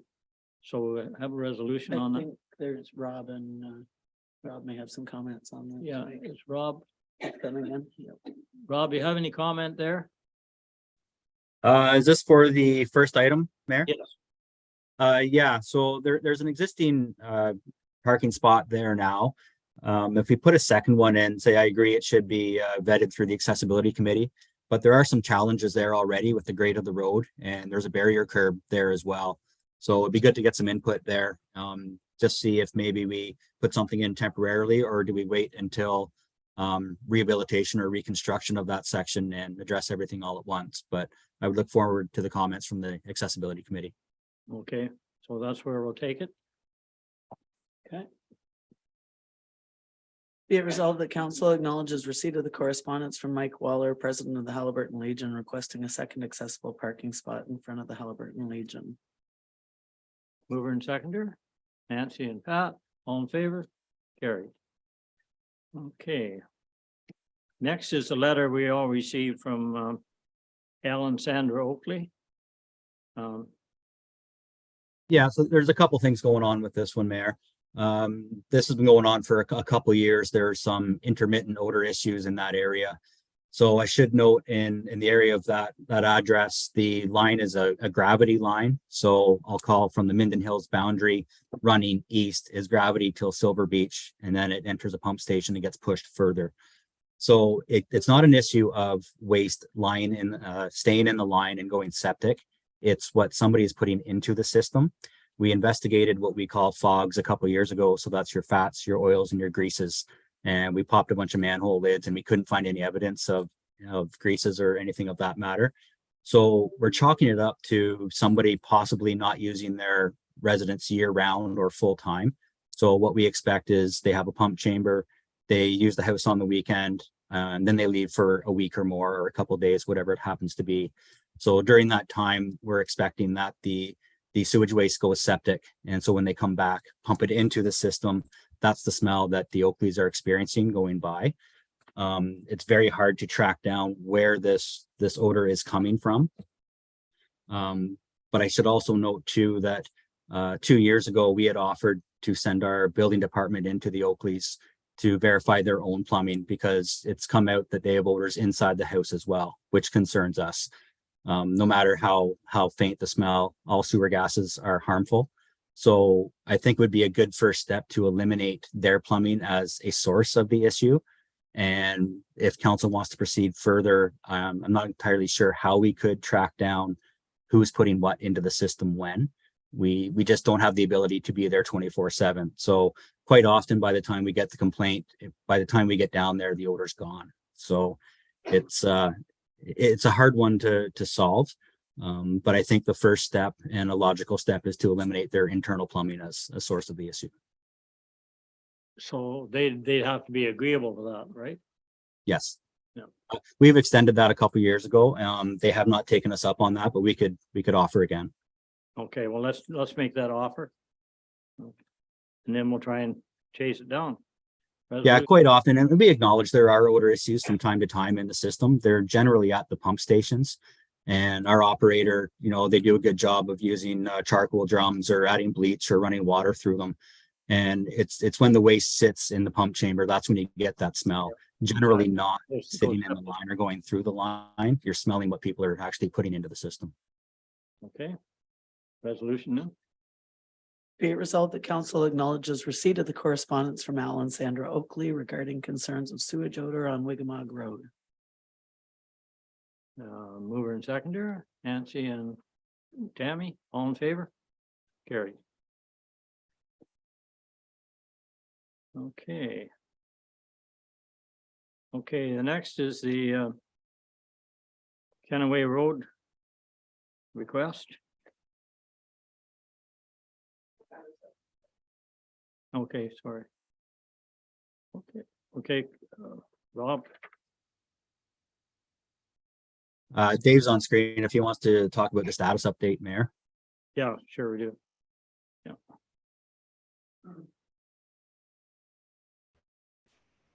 Good morning, Mayor. Good morning. You may need to turn your screen off, Dave.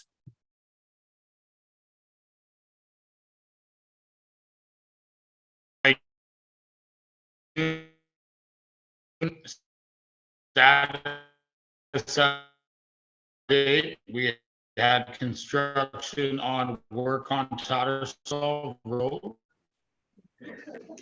I think we need to get him some better internet. Did that help? Yeah. Sorry, help. Can you hear me? No, Dave, you're pretty choppy. I think it's best if we move on. Internet, I apologize.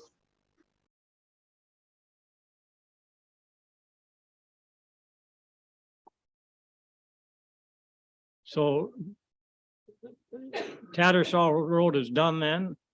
And what other roads? Was Yeah, they've done most of the single surfaces. All our roads should be prepped for double surface, and we expect them to move in either this week or next week. So we're on pretty good schedule, earlier than a lot of years, but say summer's running out. So hopefully we get these covered up in the next couple of weeks. Okay. All right, to have a resolution then? Be it resolved that council receives this report outlining roads maintenance activities for June and July 2023 as information. Mover and seconder? Walt and Pat, all in favor? Carry. Okay. Next is the yes.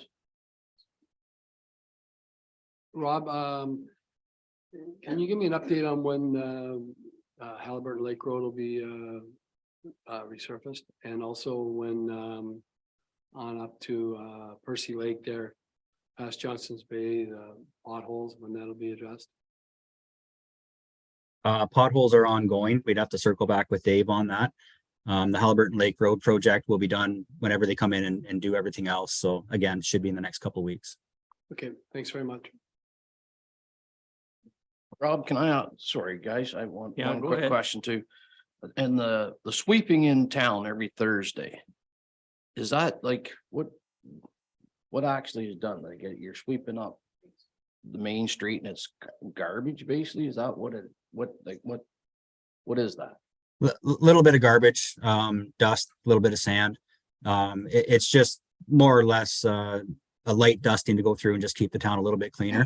It's not something that was implemented since I've been here. They've been doing that long before I came. So Right, okay. I just asked, it was a heavy rain the other day and I happened to come out of the barber shop. It didn't take me long in there. But anyway, I was standing in the doorway and it was really heavy rain and I could not believe the garbage that was coming down that street in that water and going down the drain. And that's not like, I don't even notice it, when I'm walking around. I'm not saying that we're not doing a good job cleaning the streets or anything, but it was, I was flabbergasted the amount of stuff that was going down those. There had to be 8,000 cigarette butts about every minute that went down there. But anyway, that's why I was just curious what the sweeping actually does. yeah, it's scheduled once a week, generally early on Thursday mornings. Say if we get those heavy downpours, we will send it out sooner if need be. But yeah, the rest of it is just a routine maintenance item. Okay. So we've already done that resolution, so, okay, now the request to plow Canaway. Yeah, so this is kind of a returning file. It first came to council in 2019. Later on that year after the request, it was deferred. So the ward councillor and I went out and met with them on site, had a discussion with them, kind of what the challenges were for winter maintenance, the costs associated with it. And it was kind of left that if they wanted to pursue the winter maintenance, they would make a second request, which didn't come forward. So that brings us to this latest request that was received in 2023. We do have some concerns with it. The platform is wide enough for a truck, but just a truck. If it ever met anybody, there'd be nowhere to pull off. So we're into extensive capital works for ditching, road widening, that kind of thing. It's also a groomed snowmobile trail with the Potash Trailblazers. So there's another challenge there in that area of Kenaway Road. It's about 8 or 9 kilometers that is groomed and not maintained at all through the winter. So for that, we're recommending that we don't sink any money into it and we don't take it on for winter maintenance. I think that's fair, based on what the activities are in there. Do we need a resolution on that or any more discussion? Have the resolution? Be it resolved that council received this report regarding a request for snow plowing on Kenaway Road into the Scouts Canada property as information, and that council deny the request from Scouts Canada seeking municipal winter maintenance into the Scout property located at 3161 Kenaway Road. Mover and seconder. Nancy and Carm, all in favor? Carried. Okay. Policy 49. Yeah, so this is a review of policy 49, which is our level of service. Most of these activities are covered under the minimum maintenance standards for the province of Ontario. We do bring this back from time to time for council's review. We think this is a good time for this council to see it. You've gone through a winter. You've probably heard some complaints about the winter maintenance, some current concerns from the public. So we do have to do some administrative updates to it to kind of reflect the size of the fleet, that kind of thing, and make the document itself more compliant with AODA. So if there's anything that council would like us to kind of dig deeper into or add to, now would be the time to do it. I really haven't given much thought to that. I don't know about the rest of you. Well, just with winter maintenance on the horizon, if we want to tweak anything in that regard, say it'd be nice to get it out on the table now. Right. As you can see, we most of our complaints are potholes, snow plowing, sand application, and snow removals. Sand is, we get both ends of the spectrum there. We're putting out too much. We're not putting out enough. We're plowing too early. We plow too late and people can't get into work, that kind of thing. We had a discussion about how we pick the snow up on the main street and how often. Can we do a review of that? Yes, I can bring something back on that. If you want to tighten it up a little bit in the policy, we're certainly open to suggestions. We left it loose for a reason because it was based on available resources. So that's why we stated, as resources allow, we'd go in and pick up snow, but I can certainly bring something back on that. Okay. My only comment there was just to see if we couldn't do a bit more work on the removal in town there, but anyway, it's covered. Yeah, and say we can get deeper into it at the next meeting, but we certainly could. The flip side of that is if we're in town picking up snow, we're not outside of town applying sand or plowing. So, And I think but yeah, we can have a better area, discussion on that. Both Highland and Maple. It's just two or three blocks that need attention. People getting out of the cars and climbing over snowbanks. So anyway. And accessibility is, it's becoming more and more of an issue, certainly within town. You have barrier curb and now you have the snowbanks on top of those curbs. So yeah, it's a challenge for sure. Rob, you got anything you'd like to see like changed or? I'm okay. You can always improve on things. You don't want to pigeonhole yourself to say that you're gonna work to this standard and then as well as I do, everything has a dollar value attached to it. So as far as the OREG 239, I mean, we do abide by that. That's the provincial regulation and we do fund that every year. So I would just caution if you want to increase any level of service, it's really hard to back off that level of service once it's established. I know you'll catch a lot of flack on brushing. We have for the last several years. So if you want to tighten up the spec on that a little bit, it's just going to cost more money for brushing annually. Okay, resolution. Be it resolved that council received this report outlining policy number 49 being a level of service policy for municipal roads as information. And that council directs staff to return to a later meeting of council with a review of winter sidewalk clearing. Okay, mover and seconder. Walt and Pat, all in favor? Carried. Okay. The next one's going to be popular. snowplow grant requests. Yeah, so this is a policy number 33, government annual snowplow grant request, sorry. So this has been a program that's been in place since at least 1990 in different iterations. The latest one provides a very modest amount per household, which is intended to go towards the winter maintenance of a publicly maintained road that has summer maintenance only.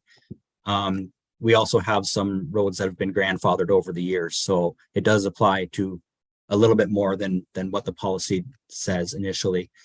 The concerns we have is we're basically cutting checks to private homeowners with the intent that they're going to pay their contractor.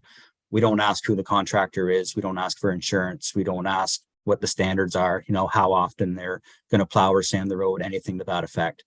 So for the very little amount of money that it costs, we're incurring quite a bit of liability in that regard. And we've been doing a bit of research on it. We can't find any other municipality, certainly around us, that has the same type of program. So for the sake of $4,600, give or take, we're recommending that we just end the program and maybe cut back on some of that liability, because I can only assume that the way the private snowplow contractors are operating, they're getting fewer and further between. That if somebody can't get somebody to plow their road, they're probably going to be coming to us looking for some support of some sort. I think I agree with you. The liability is a big issue here. I think these people have to go together and form a road association. Then they can get pretty reasonable insurance through FOCA if they belong to FOCA. So that would give them protection for liability. And I think that's the way they're going to have to go, because you're right, there's less and less people prepared to do private driveways. And it's going to be an issue. So some people are going to end up buying the equipment themselves, I think, which we will see. Yeah, Anyway. road association is definitely the way to go for an instance like that. But I mean, there's no obligation for people to form one. So that's going to be the challenge on their end. Yeah, that's the problem, yeah. But they'll have to do something if there's more than one on the road. So, so we need a, that's a resolution, I believe, so. Go Good ahead. to go. Be it resolved that council rescind policy number 33, being a policy to govern annual snowplow grant requests, and that the municipality cease funding to any and all winter maintenance operations on roads not assumed into the municipal road network and normally maintained by the municipality. That's going to upset some people for sure. But I don't know what we do about it. Okay, so we need any more discussion? Mover and seconder. Barry and Pat, all in favor? Gary. Thank you. Okay.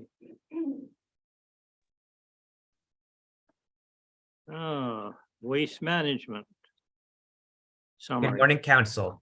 This report is an information report summarizing our practices over May and June of this year, as well as outlining the first 6 months of calendar year 2023 compared to calendar year 2022. I'll just kind of highlight some of those 6 months comparisons. So in terms of vehicle counts, in the first 6 months of 2023, we processed 69,253 vehicles compared to 74,743 vehicles during the same time period in 2022. So this represents a decrease of 7% of our vehicle count. In the first 6 months of 2023, we managed 3,121 metric tons of blue box, garbage, and construction and demolition waste, compared to 3,718 metric tons during the same period in 2022. This represents a decrease of 16% of the waste that we were managing. In the first 6 months of 2023, we received $233,000 in revenue, compared to $247,194 in revenue in the same time period of 2022. This represents an increase of 17% in revenue. In the first 6 months of 2023, we spent $626,216 in hauling and processing expenses for blue box, garbage, construction, and demolition waste, compared to $707,044 in hauling and processing expenses for blue box, garbage, and construction and demolition waste during the same time period in 2022, which represents a decrease of 11% for the same time period. There's also some information in the report looking exclusively at construction and demolition waste for the first 6 months of 2023 compared to 2022. And that summary does show that we are currently, the property tax base is currently subsidizing the construction and demolition waste program at nearly $60,000. And that's it for the report. Yes, Pat? Gentlemen, who's responsible for the day-to-day operations of the landfills? So the day-to-day operations of the landfills is exclusively done by Dysart staff. Okay, well, I got a complaint anyway, so I went up to the Dysart landfill about potholes, which we've talked about before. And again, there was some decent potholes there. And anyways, there's a guy scooting around in the tractor backhoe driving by the 5/8 minus pile that's there for potholes, and nothing was getting done about it. And I took a drive around, and the C&D waste area caught my eye, and it's about 2.5 feet below grade of the landfill. And when I was there, it's full of water. And I also took pictures that there was patio stones and gravel mixed in with the C&D waste. So we're having quite a time here in terms of what's supposed to be C&D and what's not. So I'm just wondering if the staff's been educated there as to what's going on or what's happening, because this is a fairly contentious, and the biggest deficit in budgets this year was that very fact. And it doesn't seem like anything's changed or anything's being done about it. So I'm just wondering, well, we're going to handle that in the future. So the first issue around potholes, we work in conjunction with the roads department. It could just be dependent on when we experienced heavy rain on site. As council is aware, all the roads on site are made of sand and gravel, and so we do get washouts on occasion. We are working proactively to get those filled. It could have been that the backhoe operated by the landfill attendant at that time was being used elsewhere on site, but I will work with our landfill attendants to make sure that we can address the pothole situation. Rob, I'm not sure if you had any. Yeah, thanks. Are you able to forward those pictures on? I will, Rob. Again, I'm just trying to straighten all this out. Like, if I don't know if it's an issue of different personnel should be running the tractor backhoe or not, but we got to get it sorted out in that regard. In regards where of the C&D drop off waste, to me, we get some fill in there at least to get it above grade, so the C&D is not getting saturated with water. But also the attendants there, like they've been shoving up, there's gravel, like I said, gravel and patio stones mixed in with it quite clearly, so anyway, just got to keep that sorted. John, does anybody do like a drive around inspection every week or something like that, or? We do, yes. And we recognize, it's a site that has a lot of vehicle traffic, and so potholes are par for the course at that site. Potentially when we do the redesign of that site, we will be able to mitigate some of those issues. As just to clarify, patio stones are accepted in the construction and demolition waste pile. So those should be there. Unless they have rebar, then they would not be accepted.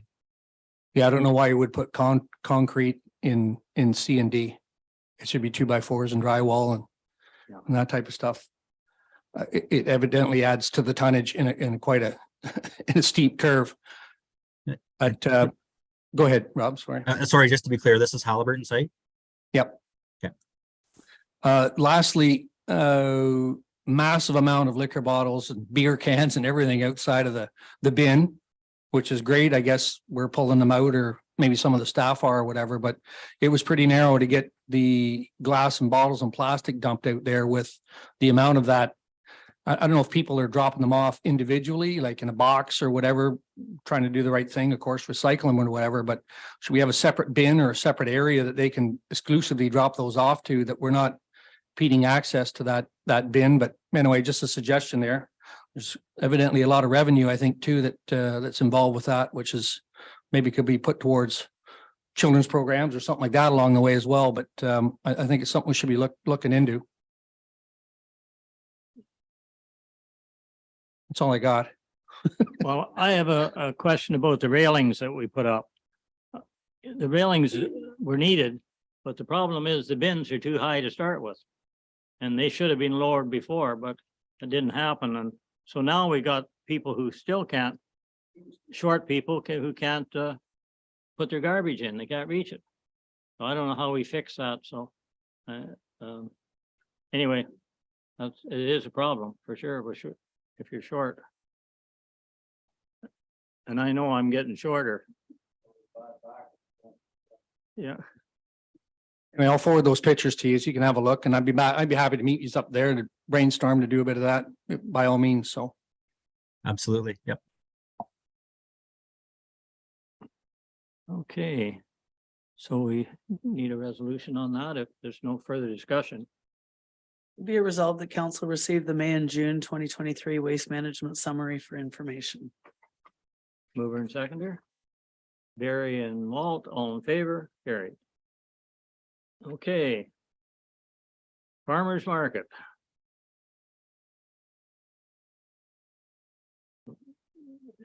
Everybody's got the letter.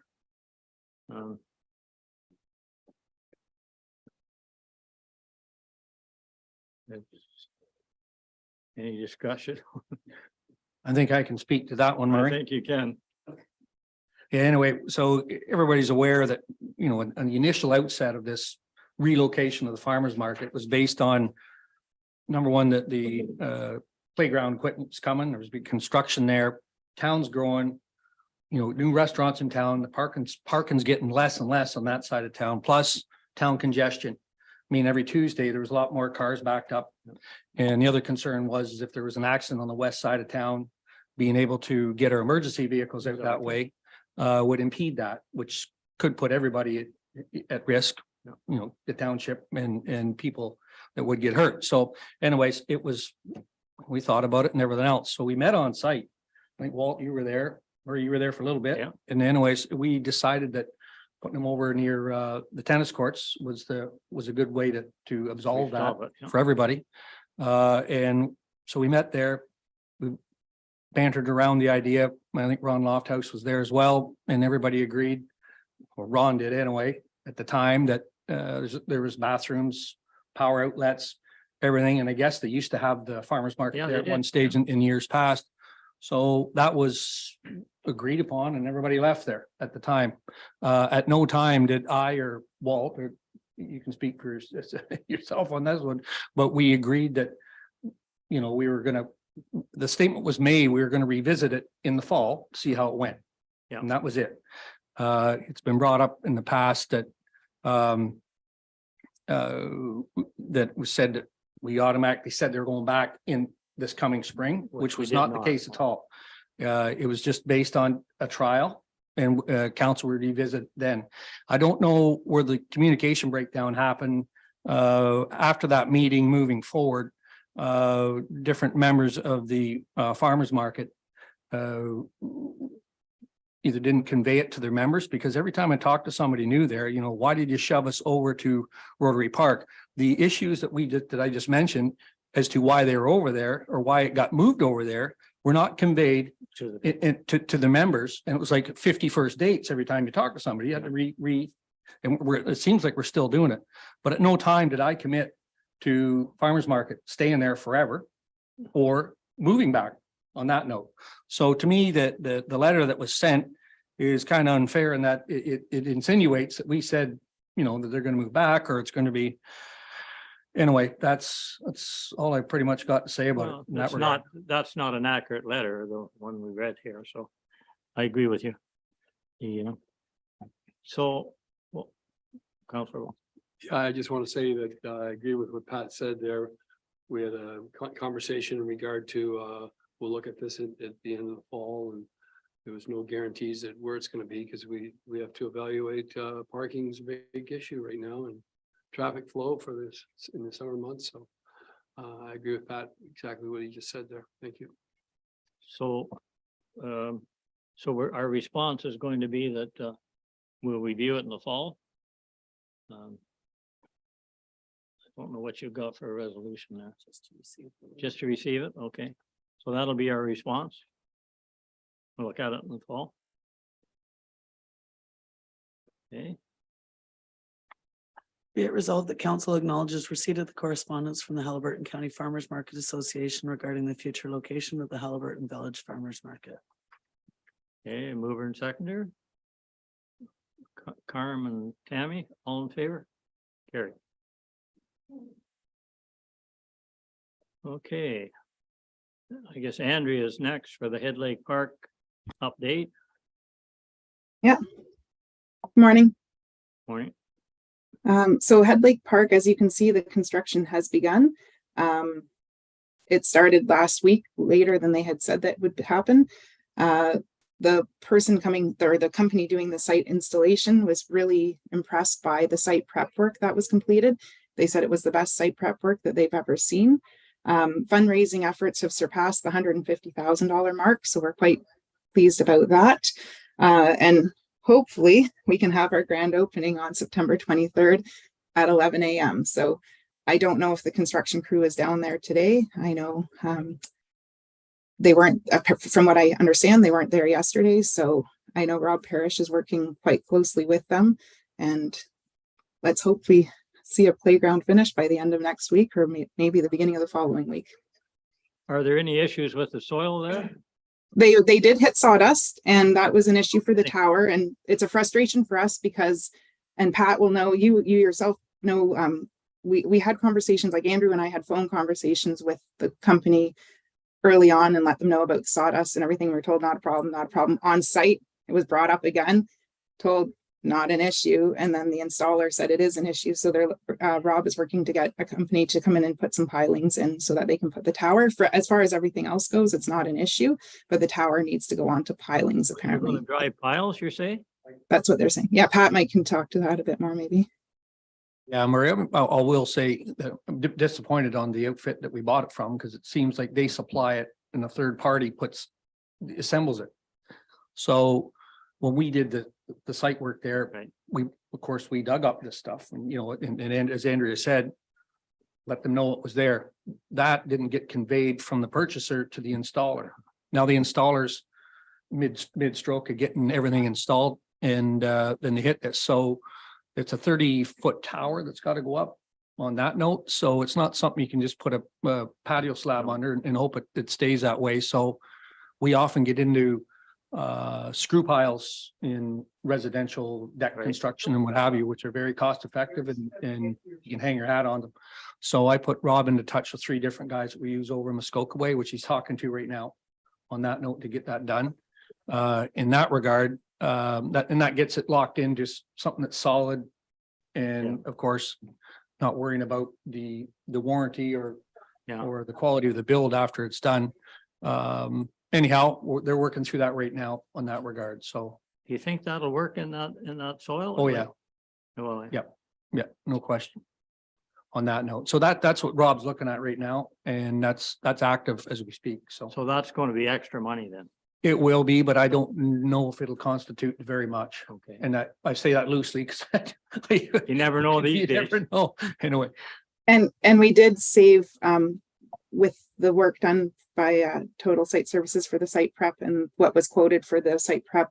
There's some wiggle room there that hopefully can work in our favor. And as well, the playground fundraising committee, as I said, has surpassed the $150,000 mark. So we're hoping that, you know, we did build in a bit of contingency. So we're hoping that this just falls into that contingency. As with any construction project, you expect something to come up, and it's this large in size. Okay. Is these piles holding some installation of everything up, or can they go ahead and put the majority of it up with, it's holding it all up right now? yeah. And he, from what I understand, he needs something done soon. Otherwise, he's got to go to his next job and he's going to come back to this one. So this is why we're working, Rob's working hard to get it sorted out. Well, So, the closer you get to the river, the less soil there is. right. You This- only be a foot there. There'll be water. Okay. Okay, so that's it then, Andrea? That's it for the playground. Yeah. And then there's 2 other reports as well. Okay, we'll have a resolution then. Be it resolved that council receives the Head Lake Park Playground Update Report for information purposes. Mover and seconder. Carm and Nancy, all in favor? Carried. Okay. Harcourt Community Center bingo equipment. Yes. So back in 1967, bingo was, or the Harcourt Hall Bingo Board, also known as Friends of Harcourt, was established by a group of volunteers, and they ran bingo from then right up until COVID kind of shut down operations. So in 2022, they disbanded. All the proceeds in the bank account were dispersed, and bingo at Harcourt Community Center was dissolved. So during that time, they looked to see if there was anyone in the area who'd like to start bingo back up again, start up a new volunteer board, or anything of the sort, and nobody stepped forward. They also looked to see if there was anyone interested in purchasing the bingo equipment, because a lot of that was purchased in 2018 with proceeds from the bingo nights. Again, at that time, no one was interested, and no one has shown any interest in the equipment until recently. So there is an interested party who'd like to purchase the equipment. And I've been in touch with the former treasurer of the bingo board, who has also talked to other members of the bingo board, and their desire is to sell the equipment. The plan would be to take the proceeds of the sale and donate that to the Halliburton Highlands Health Services CT scan fundraiser. They feel that the equipment was purchased with bingo funds, and that it should be dispersed according to the proper Alcohol Gaming Commission rules for those type of funds. So the treasurer was going to go and assess the value of what's left, and then make a price and let the interested buyer know. That sounds like a good cause there. Good. Resolution then? Be it resolved that council receives the Harcourt Community Center bingo equipment report as information. All in favor? I mean. Oh, I need a mover and seconder, Tammy and Carm. All in favor now? Okay, that's better. Okay, and the next one. And this next one is to do with the watering of the flowers on in the downtown core. Park staff have been having a hard time, especially now with the cap on the back of the truck, seeing the trailer and navigating in the downtown area. It's busier, even though they start quite early. They still have to navigate around and do some reversing of the trailer and everything, which is difficult to see because of its size. And in other municipalities, they use ATVs or UTVs, different types of vehicles to water the flowers. That way they can have their tank there. Some, depending on the setup that they have, they don't even necessarily have to get out of the UTV. Some do. But the thought was to give this a trial. But we need an exemption from the bylaw to allow only municipally operated vehicles. I don't think that word is in there. It's we're not asking for a bylaw for all ATVs or UTVs, but just for parks operations to try for the watering of the flowers in the downtown core. So you're looking at ATV are we going to use? Pardon? Whose ATV are we going to use? Rob was going to talk to Dan Chumley to see if we could borrow one from the fire department just for 1 or 2 trials. And if that works, then we would obviously be coming forward to budget or to council next year with a budget request. The roads department doesn't own one. They don't own a UTV or an ATV. So the thought was to see if we could borrow fires, because that's insured through Dysart.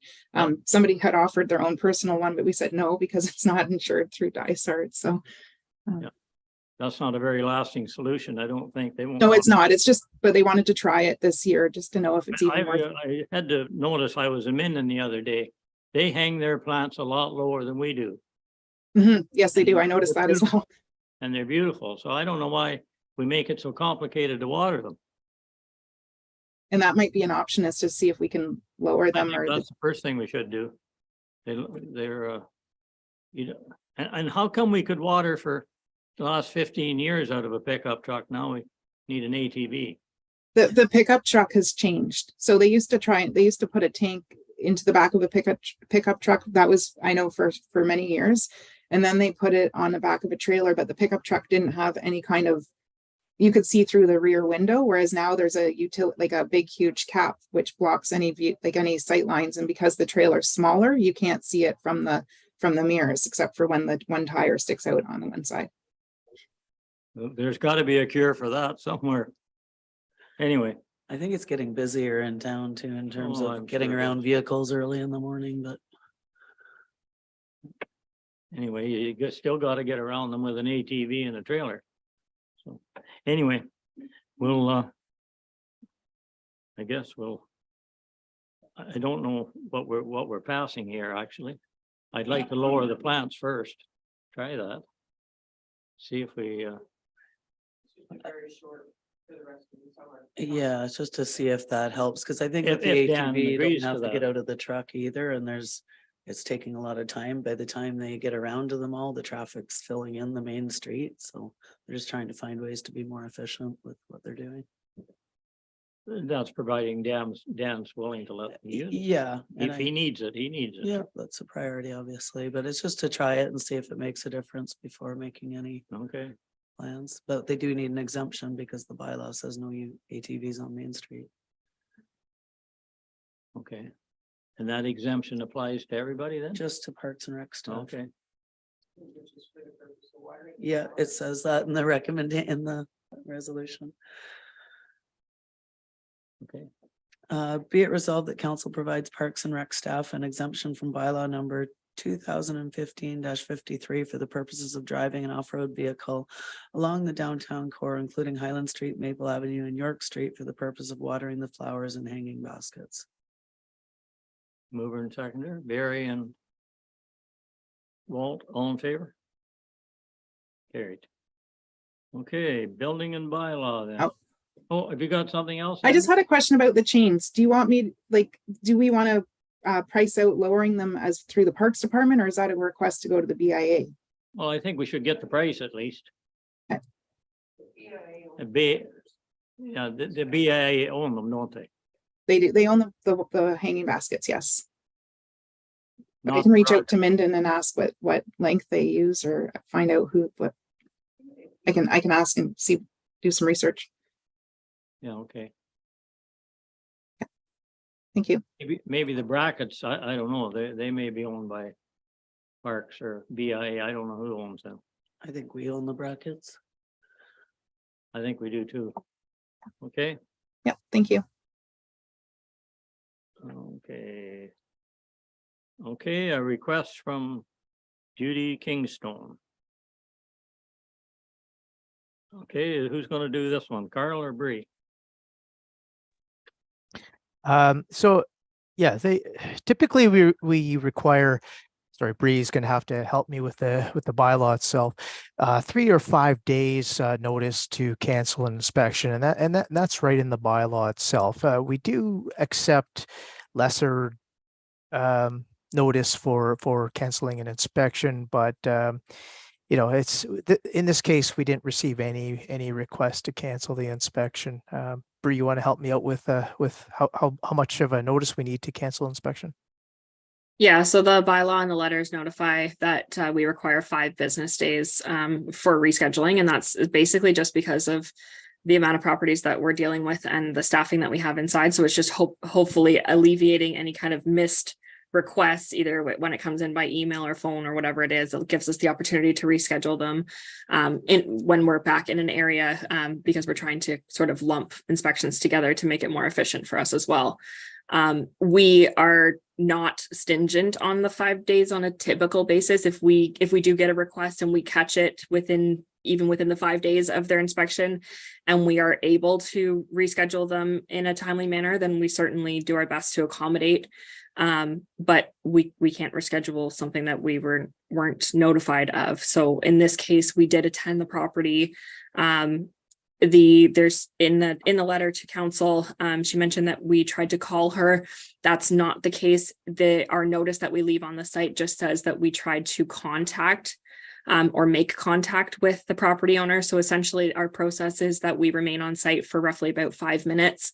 And we will attempt contact on multiple different entrances of the home, and as well as see if anybody's sitting out on the dock and things like that, because we have run into that before too, where people just don't hear us come in because they're down at the water enjoying their day down there. So That's what, just to clarify that, it wasn't that we tried to call, because we don't have phone numbers for all property owners and contact information for all property owners. So that's not a service that we provide in an effort to try to keep things all equal. But yeah. So basically you couldn't call her because you didn't know how to call her. So that's not an issue here, I don't think. So are we recommending, how do we change? Like, what do we do? Nancy said, Murray, it's kind of tough one. I think they all are, but yeah, if it's a medical emergency, it was zero notice. Yeah, it's pretty tough. Yeah, and I don't know how you address that, where you, my place, you ask for a doctor's note or something. I don't know how you handle that, but anyway. Yeah, exactly. I don't know either. This is why we leave these decisions to council, because it's political. Yeah. I'd say I wouldn't be prepared to split it with her. That's meeting her halfway. That sound fair?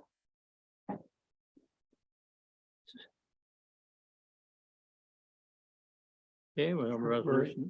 Yeah, I think in the past, that has happened before where we've split it, so I'd be agreeable to that. Especially also. with a medical thing.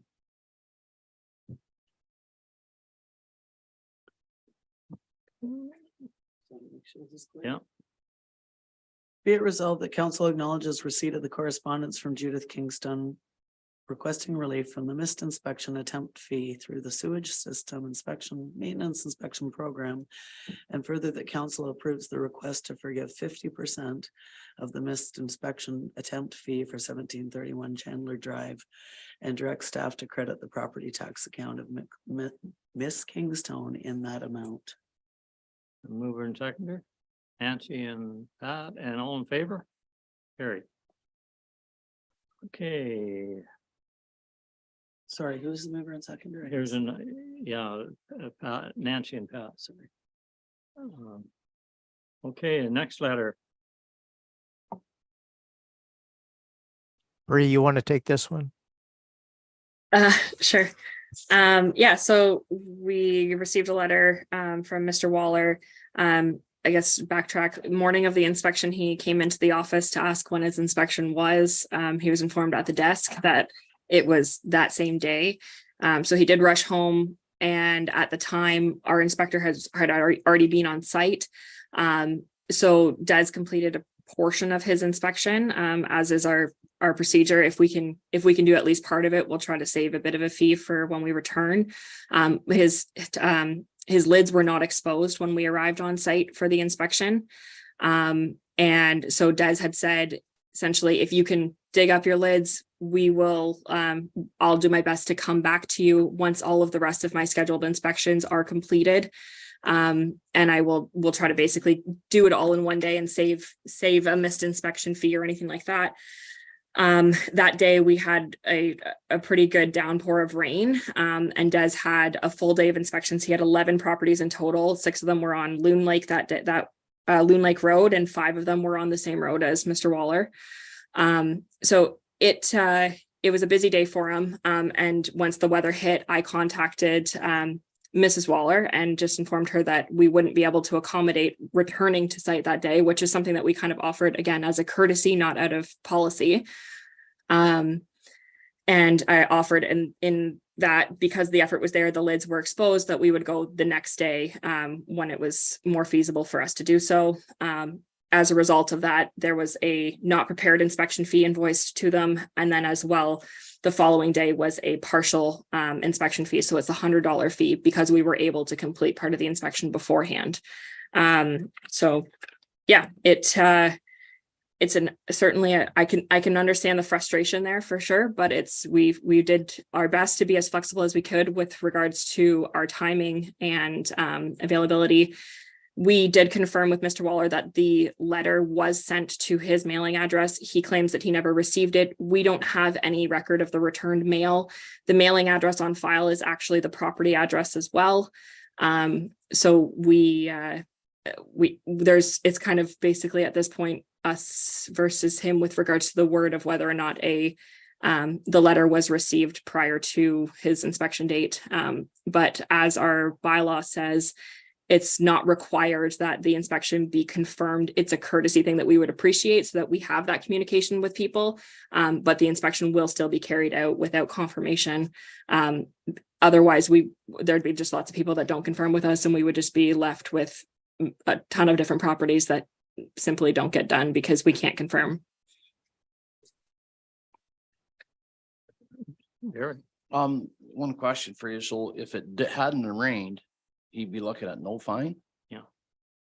So if he would be looking at the same day inspection, so he would be it would just be the regular inspection fee of 197, because we were doing our best to be courteous and return to site. But again, if the site was prepared when we arrived, he would be looking at 197. Anyways, that's the set inspection fee. So the difference is $100 then. Oh. Bree, do we have a time that we give them that we're gonna show up at 8 o'clock, 9 o'clock, 10 o'clock? We're just gonna be there from between 8 and 5. It's a time frame. We narrowed it down to from 9 till 3. And that's notified. So our letters that went out in February basically said your inspection date is for this date between the hours of 9 and 3. So if we had at 2 o'clock, he wouldn't even have showed up because it was raining and nothing would have happened, correct? No, we do our inspections rain or shine. So Des completed all of his inspections that same day that were already already prepared. He just didn't do a return visit because of the weather. So Des, we fulfilled our requirements for the day, being that we did attend each of our 11 properties that day within the time period of 9 to 3. It was just by the end of the day, it was unsafe working conditions with the inclement weather and such like that. And he did fulfill his one site visit of going out, but with the weather that was there, if it was just a bit of rain, it wouldn't have been anything, but this was one of the days that we had an exceptional rainfall. So. But if he didn't have the tanks or the lids on covered, when you went there, you wouldn't have been able to complete it anyway. Right. So I don't know that we should be giving him anything back. Anyway, that's my point. Any discussion? Yeah. Yeah, it's just bad timing. He obviously didn't get the notice, obviously. All right.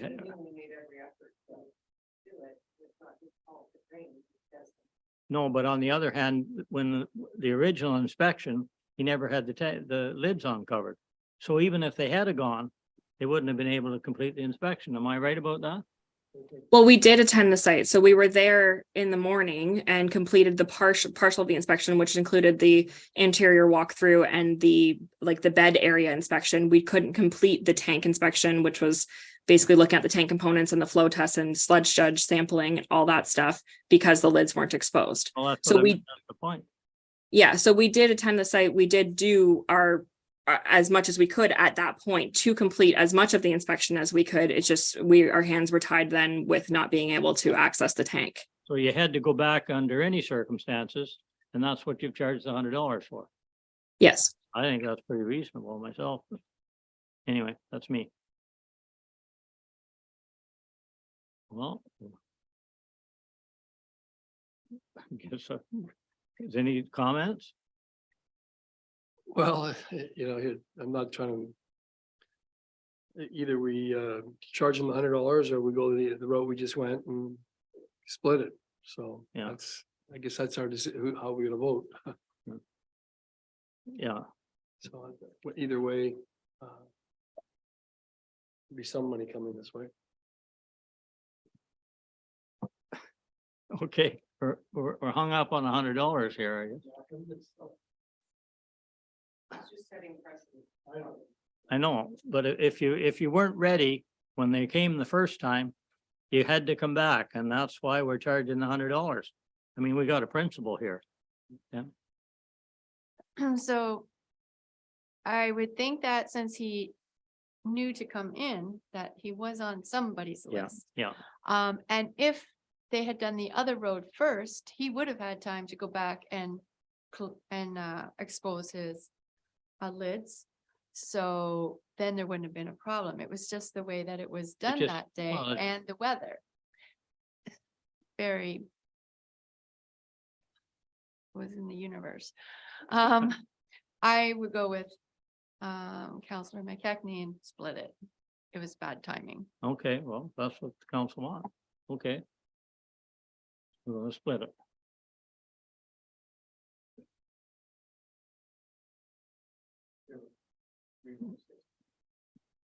Yeah, resolution. She's- Yeah, Bree.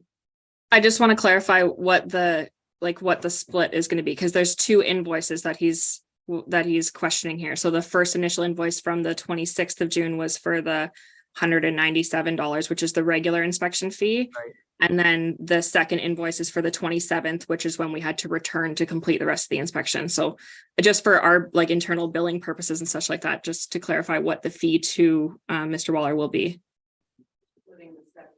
Splitting the second fee. The fee for the missed inspection attempt, right?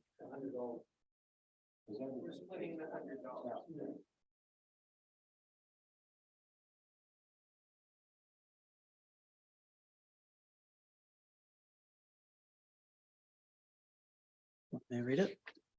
Yeah. Be it resolved that council acknowledges receipt of the correspondence from Mike Waller requesting relief from the missed inspection attempt fee through the sewage system maintenance inspection program. And further, that council approves the request to forgive 50% of the missed inspection attempt fee for 1018 Victor Nemy Lane and direct staff to credit the property tax account of Mr. Waller in that amount. Mover and seconder. Tammy and Carm, all in favor? Carried. Okay, next I imagine will be Carl. Yes, thank you. So the building permit activity report. So July's numbers, permit numbers are down slightly. The major residential construction projects took the biggest dip based on the previous 3 years. But the overall the construction values are still very high. Monthly, our permit revenue received in July was actually fairly high considering the lower permit numbers, and our average daily inspections still remain high. Any questions on the permit activity report? No. Okay, so we'll do that resolution, then we'll go back to the bylaw on the appointment of Haley. Oh, yeah. Be it resolved that council received the July 2023 building permit activity report as information. Okay, mover and seconder. Barry and Pat, all in favor? Carried. Sorry, I do apologize. I did jump ahead. Yeah, so we do have an appointment bylaw for our new bylaw officer, Haley Cole. And it's just an appointment to recognize her as a municipal law enforcement officer. And the family's moved and bought a home here, and it's all good news. So, have a resolution there. Be it resolved that bylaw 2023-74 being a bylaw to appoint a municipal law enforcement officer, Haley Cole, be read a first, second, and third time, passed, signed, and the corporate seal attached here too. Mover and seconder, Nancy and Walt, all in favor? Carried. And now the site alteration bylaw.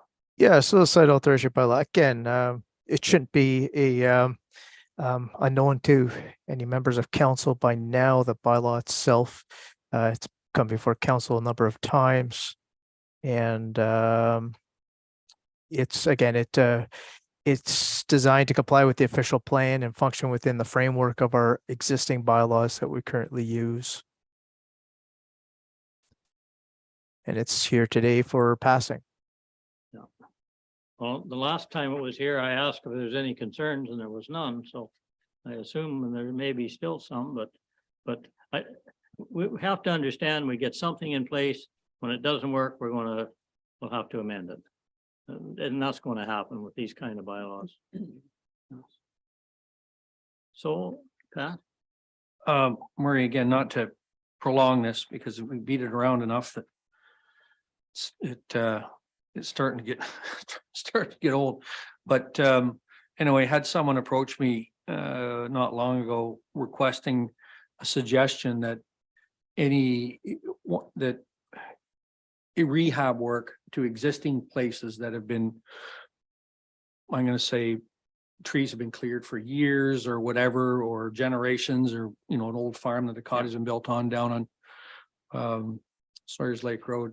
Anyway, whether this bylaw could be grandfather those types of properties as they sit now, and any new lot development would have to fit into this framework.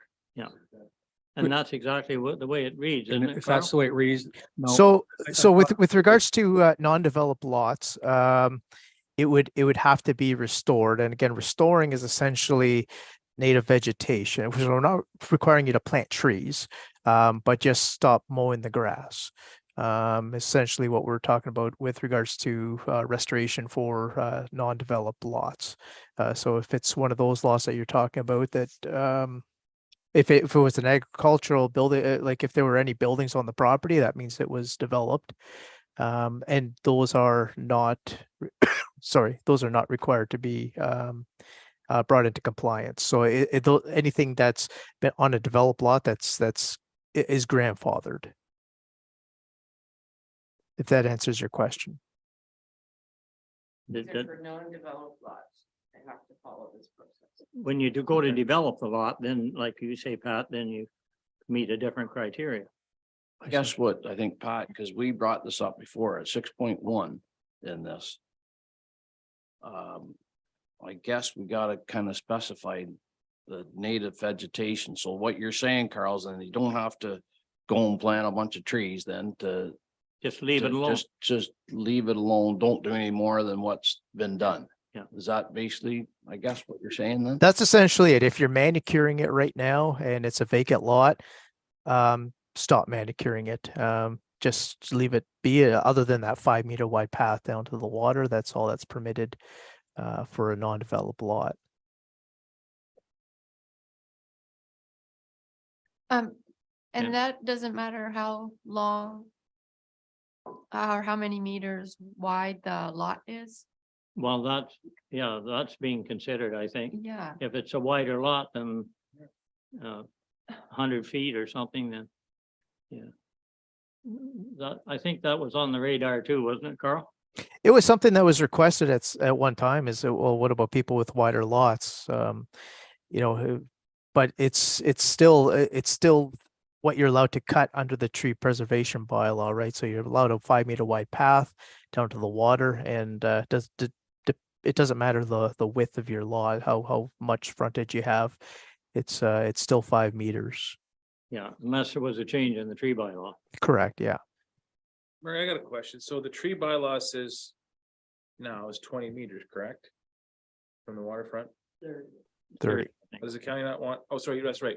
But the new tree preservation bylaw for the other three, they want to bring it back to 20. Yeah. So what are we doing? Are we going with 20? Are we going with 30 or what? Well, are we- we're 30 now because of the bylaws we have, but they're there again. We'll have to look at that. And it all depends on the site alteration, what we do there.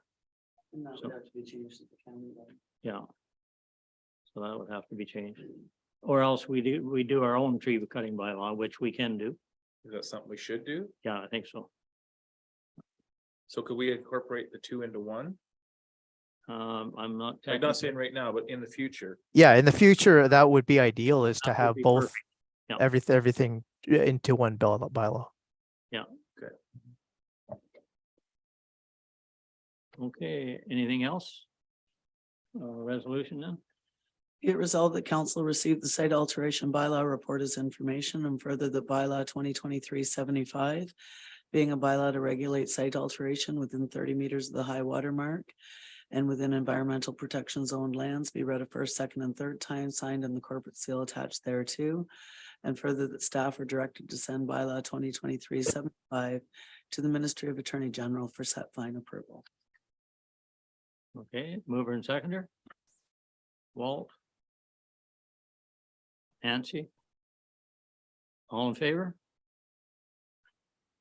No, it's carried. Anybody want to oppose it, or work with us? Okay. Okay, so finance, I thank you, Thank you. Carl. And Bree, thank you. Okay, Barb. Yes, good morning. So we have here our first report is the check summary report for July, and total disbursements for July were $1,343,157, and that is comprised of vendor payments for $1,049,128, and the balance of $294,000 is payroll. Okay. Any questions on the check summary? Resolution? Be it resolved that council acknowledge receipt of the July 2023 check summary. Mover and seconder. Nancy and Tammy, all in favor? Carry. Okay, lease agreement. Nordic Trails Ski Club Association. Yes, so the new ski garage is complete and the Nordic Trails are currently occupying the new garage. And so with that, staff are looking to revise the lease agreement with the Nordic Trails. Historically, when they were occupying the old garage, they were paying $600 a year plus HST. They would be responsible for the hydro and utility costs. So with the new structure, obviously much more modernized and obviously a little bit more costly. So staff are looking to council to establish an annual rent with the Nordic Trails for the ski garage. Well, certainly 600 is not very much today. Well, I can share with council the new building cost $210,000 to build. Well, somebody want to throw a number out and we can talk about it? How many square feet is the building? Around 1,200, I think, if I remember right. Well, it's a big building, I thought. Yeah. Do they have exclusive use of it, or can any of it? Yes. With other Yeah, groups? exclusive. Yes. And so just for further council consideration, buildings, in terms of our asset amortization, we amortize that asset over 40 years. And just to give you a rough number, $210,000 over 40 years is $5,250 per year. That's the number then. Yeah.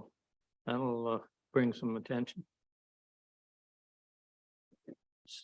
Tammy, where do they get their revenue from?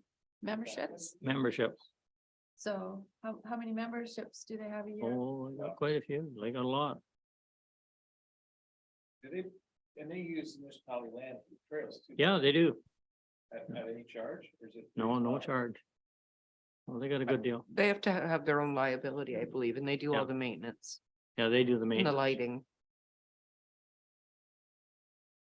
And they do have some memberships, but some of them are junior like for kids Yeah. and stuff that basically I think it's minimal or Oh, it is, yeah. almost next to nothing. Yeah. But So is everybody, what's the 500 a month sound like? Too much?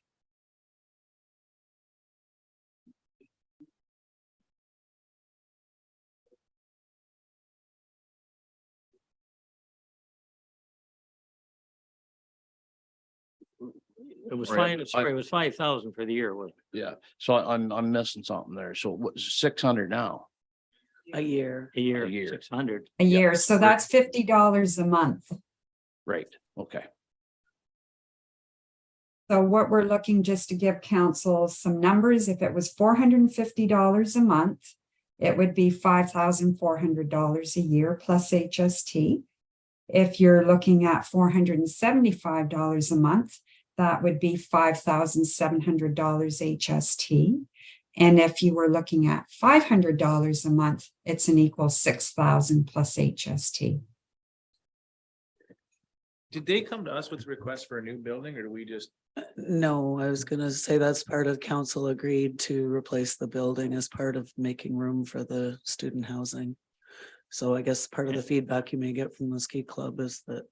Well, that's all right, but that It building has was to be ready to fall relocated. down too. Yeah. That building was in bad shape.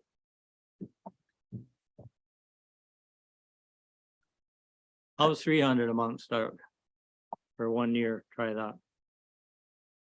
Sound okay? Can we do it on a, like, this is gonna be a shock to their system. Since they do all the grooming and maintaining of trails, and I know how much that costs. Instead of $600 a year, like if we started at 200 this year a month. So that it slowly increases, so they have time to budget for adding to it, because yes, they didn't, I know they needed one. And they were going for grant money, and so I don't think that they would be expecting such a huge increase. So if we can do it slowly, so that they can come up with fundraisers or whatever to help with it. Oh. It gives them more time to do that if we do it 200, 300, 400 to what we want it to be. So we tell them then it's going to be 200, 300, 400? Yeah. That way. So if I'm understanding it, it's more a phased in approach, and what would be the upper limit? Have we talked to them at all? Has anybody talked to them about this increase? I mean, is this something that we should maybe defer for a month and get them And to talk to them. have a talk with them and see what, maybe if they're expecting, what they're expecting, if anything? Okay, we can do that. That makes sense.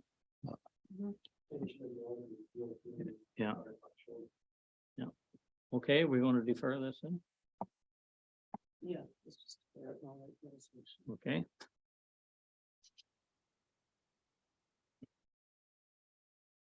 What's, we're 12 o'clock, I think. Got a lot to go yet.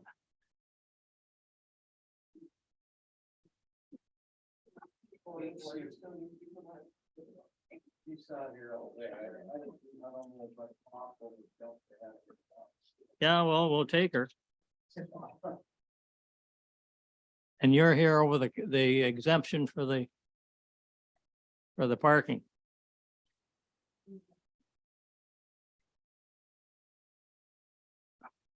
You want to come up here?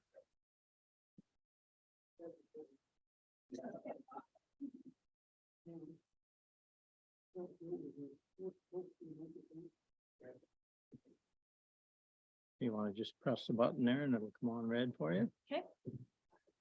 Okay, so you're one of the owners then? or- Yeah, I'm Eleanor. Yeah, okay.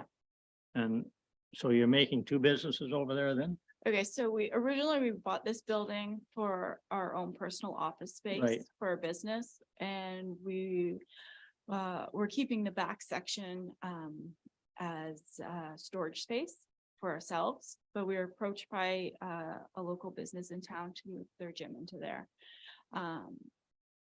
So I feel like I'm fighting somebody else's battle here, because I would be fine with it as storage space, but I'd also like to support another business, and it's actually a perfect space for them. And this is a dance studio, right? It's a fitness gym, Okay. for adults. Yeah. Okay. The members that are there usually about an hour at a time. They have classes at 6 a.m. So from 6 to 7, there's some noon hour classes and then some evening classes. But the members are only there for an hour at a time. Yeah. So how many members do they have? The class sizes can range from 1 person to, I think, 12. I've Okay. gone to a class myself and I've been the only person there. Which is nice. And you currently have two spaces now. We have, so we're mid renovation. I actually don't even have a lease agreement between myself and the gym. Just Verbal. it's verbal and on our permit, the building department wanted to know what was going in there. So the gym is going in there. And sorry, what was the question? I asked how many parking spots you had. Oh, parking spots. We currently have 4 at the front. There's also a tank there, which is on our property. So if the tank wasn't there, we'd have another, I'd say another 1 parking space. We also have probably 2 or 3 at the back, but the Legion's trash containers are there, which we're fine with. They would be taking up their own parking spaces. Yeah. So, Okay. so we have 4, 7-ish. So how many are they suggesting you're short? 14. We need 14, so I And you believe we got- need another 7. My other question is, if this gym doesn't go in here, or say they're there for a year and then they decide to move out, Your money's gone. I've paid for these parking spaces, I've paid for sewage fees. What happens in that Well, situation? you spent it, it's gone. The money's gone. Okay. That's right. And then you rightfully have those parking spots. You want to do something else. Yeah, the parking's a tough one for us to forgive Yeah, because we all know there's not enough. yeah, And what'll happen, the overflow from there will go over to here, yeah. and now it's overfilled, so. But how much of space is it? I 1,000? I actually have no idea. I thought it was 500 or something. I briefly recall hearing 1,000. Jeff, do you have any input there? You're looking at us. Jeff, what's the parking fee? As for the cash in lieu of parking bylaw, it's currently $1,000 for each space that you're deficient. So that's $7,000. Which you would never get in rent out of the, I could jack up the rent. I have a question. yes, How many parking spots for your business at the back would you have to utilize? We need 2, And there's 4. and they're small vehicles. It's But just there's for, 4, and there's 4 there. we have 4 in the front and then 3. probably 3 in the back. Yeah, So one of the people at the gym could park at the back. yeah, absolutely. so we're down to 6 then.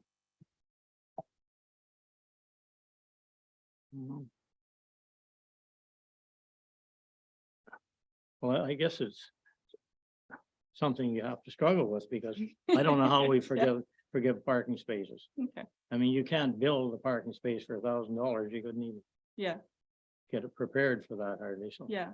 it's and if we don't put money aside, we can't continue to increase it. So, Can I sell my parking spaces after I buy them? pardon? Can I sell them back to you? I doubt it. No. Because if I don't Trying need to be them. difficult, if I but I'm don't trying need to them, tell can you I the sell them truth. to a different business? Yeah. Can I sell them to the Legion? Well, if you took another business in and met I- that compliance, then you continue. Okay.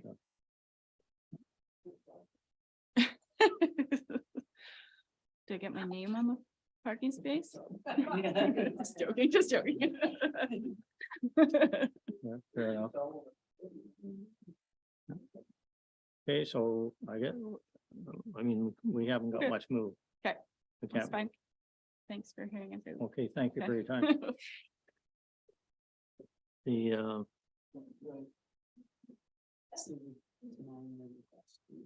yeah. Well, we're not, we're actually, I thought we ended up at 6 instead of 7, so the numbers have changed. Didn't we? We didn't have any numbers. Oh, we didn't have any, okay. That just felt.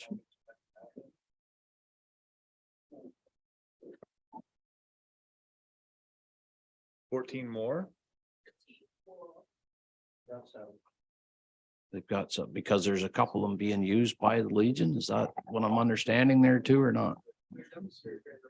Plus the tank. She shouldn't be penalized for that then, right? So.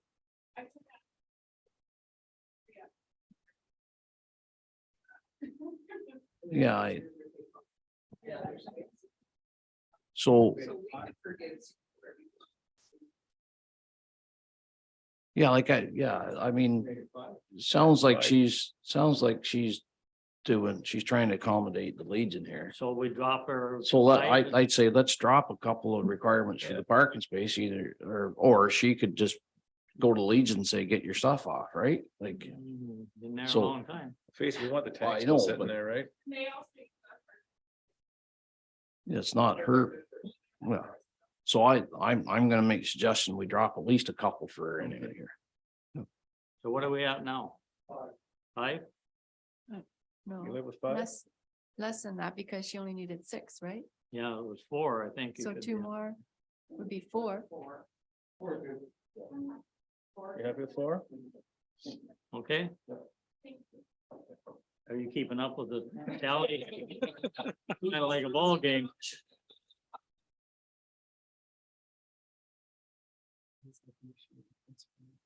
Okay.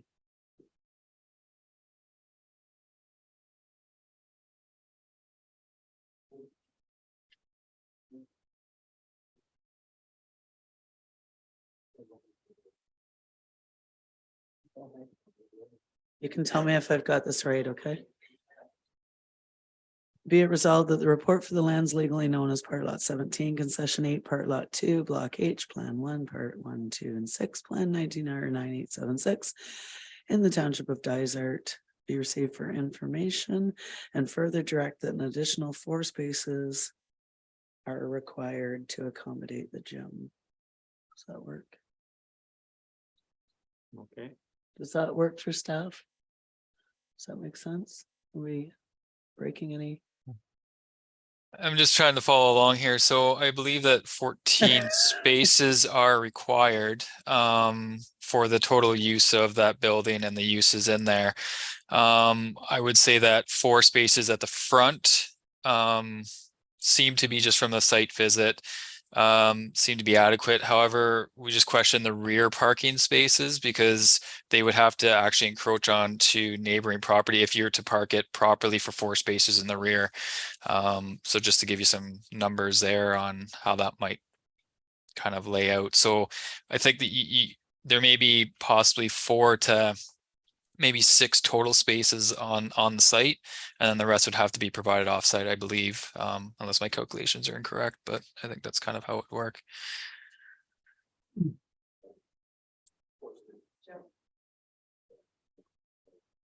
Go ahead, Nancy, you. Yeah. Yeah, thank you. If I may, I think regardless if they're going to use parking at the arena parking lot, there's an agreement required. So the resolution before you directs that staff bring back that a report to include the agreement that allows them to use our parking lot. Council can wait until that time to decide how many of those spots they're required to pay for versus how many they're not. If that helps. Well, it makes it easy. Jeez. Okay, well, we can do that. We're not going to change our mind, I think. So. So I'll just read the first 2 paragraphs of the original resolution then. Yeah. Correct? Let me try this again, Jeff. I'm not going to read all the description again, but be it resolved that the subject property report be received for information and that council directs staff to bring back a report to include a parking agreement to address the deficiency of parking required on the subject property. Just leave it there. That's it. And we'll make note in the notes that council discussed the potential Okay. for extra spots. Okay. Mover and seconder. Pat and Carm, all in favor? Carried.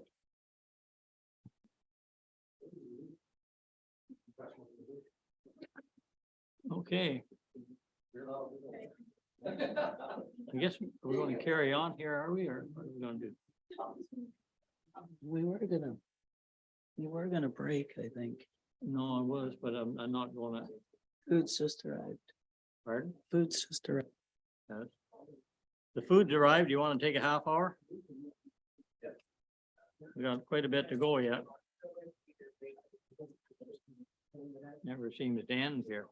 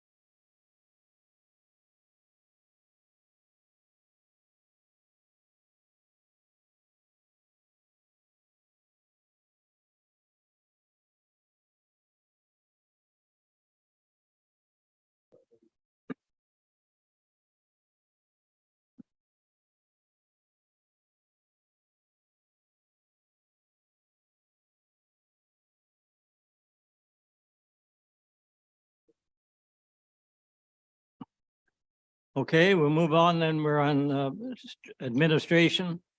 A letter to the council from the Algonquins of Ontario. And it's pretty hard to disagree with that because the province is initiating it. The only thing I get concerned about and would like to inquire is how long after we get an application do they have to respond? It would certainly be nice to know that if you're doing a development proposal and you have to go through this process, that you're going to hear back in the next reasonable amount of time. So I don't know whether we can ask of that, if that's that we agree with everything, but could we get somebody that can give us a time frame? So far, we haven't been able to, but at this point, we're just making a resolution to Yes. receive the resolution or to receive the receive it. correspondence. But if we go, maybe we should, that's something we could pursue. Mhm. Okay. Resolution then? Be it resolved, the council acknowledges receipt of the correspondence from the Algonquins of Ontario, highlighting the duty to consult with First Nations communities on municipal projects impacting natural heritage. Mover and seconder. Nancy and Walt, all in favor? Carried. Okay, next is a letter from Catherine Hartel on behalf of the women of Ontario.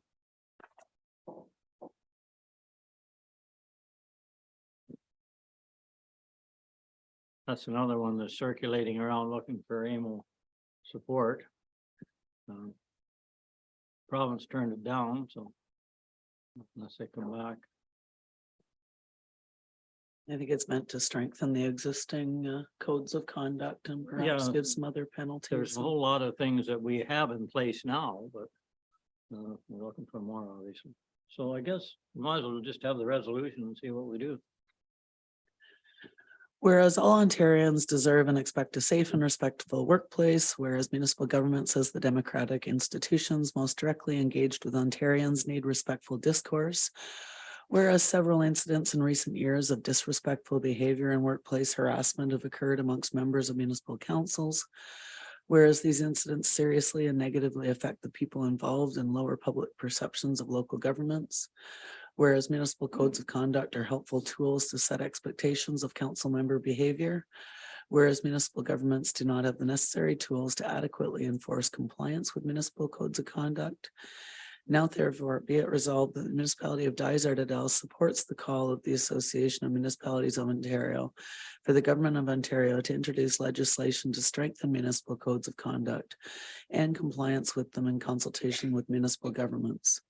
Also be it resolved that the legislation encompass the Association of Municipality of Ontario recommendations for updating municipal codes of conduct to account for workplace safety and harassment, creating a flexible administrative penalty regime adapted to the local economic and financial circumstances of municipalities across Ontario, increasing training of municipal integrity commissioners to enhance consistency of investigations and recommendations across the province, allowing municipalities to apply to a member of the judiciary to remove a sitting member if recommended through the report of a municipal integrity commissioner, and prohibit a member so removed from sitting for election in the term of removal and the subsequent term of office. That's a mouthful, isn't it? No. I don't know, they started off good and then they got into several other areas there that, you know. I don't know. I think there may be a feeling that the existing codes of conduct, although they're good, don't, if the council wants to do something to address an issue, there's not a lot of recourse in terms of penalty or motivation for the person not to repeat the behavior, basically. So my interpretation of this is that we're looking for some stronger teeth for compliance. But Like, kind of, pardon? that's part of that. It's to Yeah. give them some like penalties basically that are stronger than what we have. So it's a good, it's a way to get rid of a member of council, I guess. I don't, like, We haven't come into this issue here, but no. it's. Did it? Unless I missed it there. So if there's integrity commissioners there for not only conflicts of interest, but everything else, to me, this is more focused on that or the integrity commissioner, meaning there could be, you know, relationship problems within the council and what have you, like who am I to say that you're wrong and vice versa on that note. The integrity commissioner takes a bipartisan view of both sides and makes a decision. And I think that's where that should be. And That's my I opinion. think what this is to give them more tools and you more tools as a council too, because I think the penalties right now, they could go through a whole investigation and the repercussion is like missing a council meeting or something without pay. It's not a lot of motivation to follow the codes, I think is. But, and it does say if the municipal is recommended through the integrity.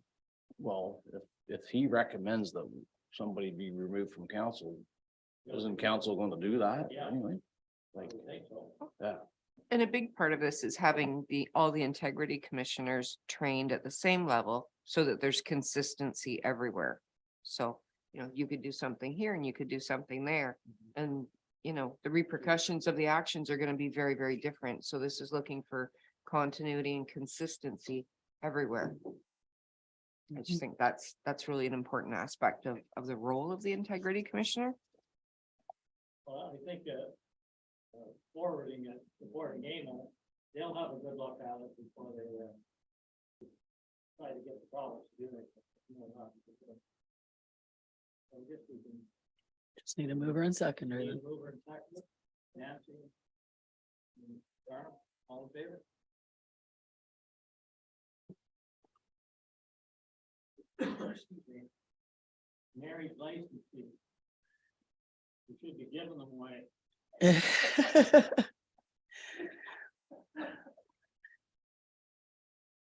Oh, your mic's not on, Murray. It was a good thing it wasn't on. Our deputy clerk in the back here, Laurie Salvatore, has been extremely busy with marriage certificates this year. And she's done a review of the different costs around the county and other areas, and we're the lowest, which may attribute to some of our business, but I think it's mostly because she's really good to deal with, but that word gets around. But we're looking to increase to make it equal to the other fees in the local area. It hasn't been increased, and I don't have the report open, but it's a number of years, Laurie, like Well, it used to be $10. Yeah. What is it now? 100, And what are we proposing? 125. Oh, well, that's pretty generous. Yeah. We could if you want. Well, Have you got yours yet?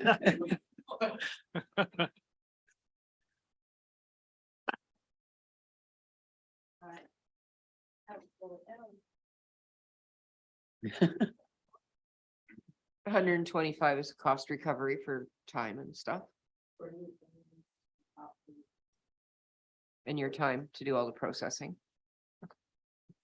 Okay, we all right with that then? Okay, Be it resolved that council approves of the proposed fee increase for marriage license applications and further directs for staff to bring the fee bylaw to a future meeting for adoption after the public notice requirements have been completed. mover and seconder. Walt and Carm and all in favor? Carry. Okay, now back to planning.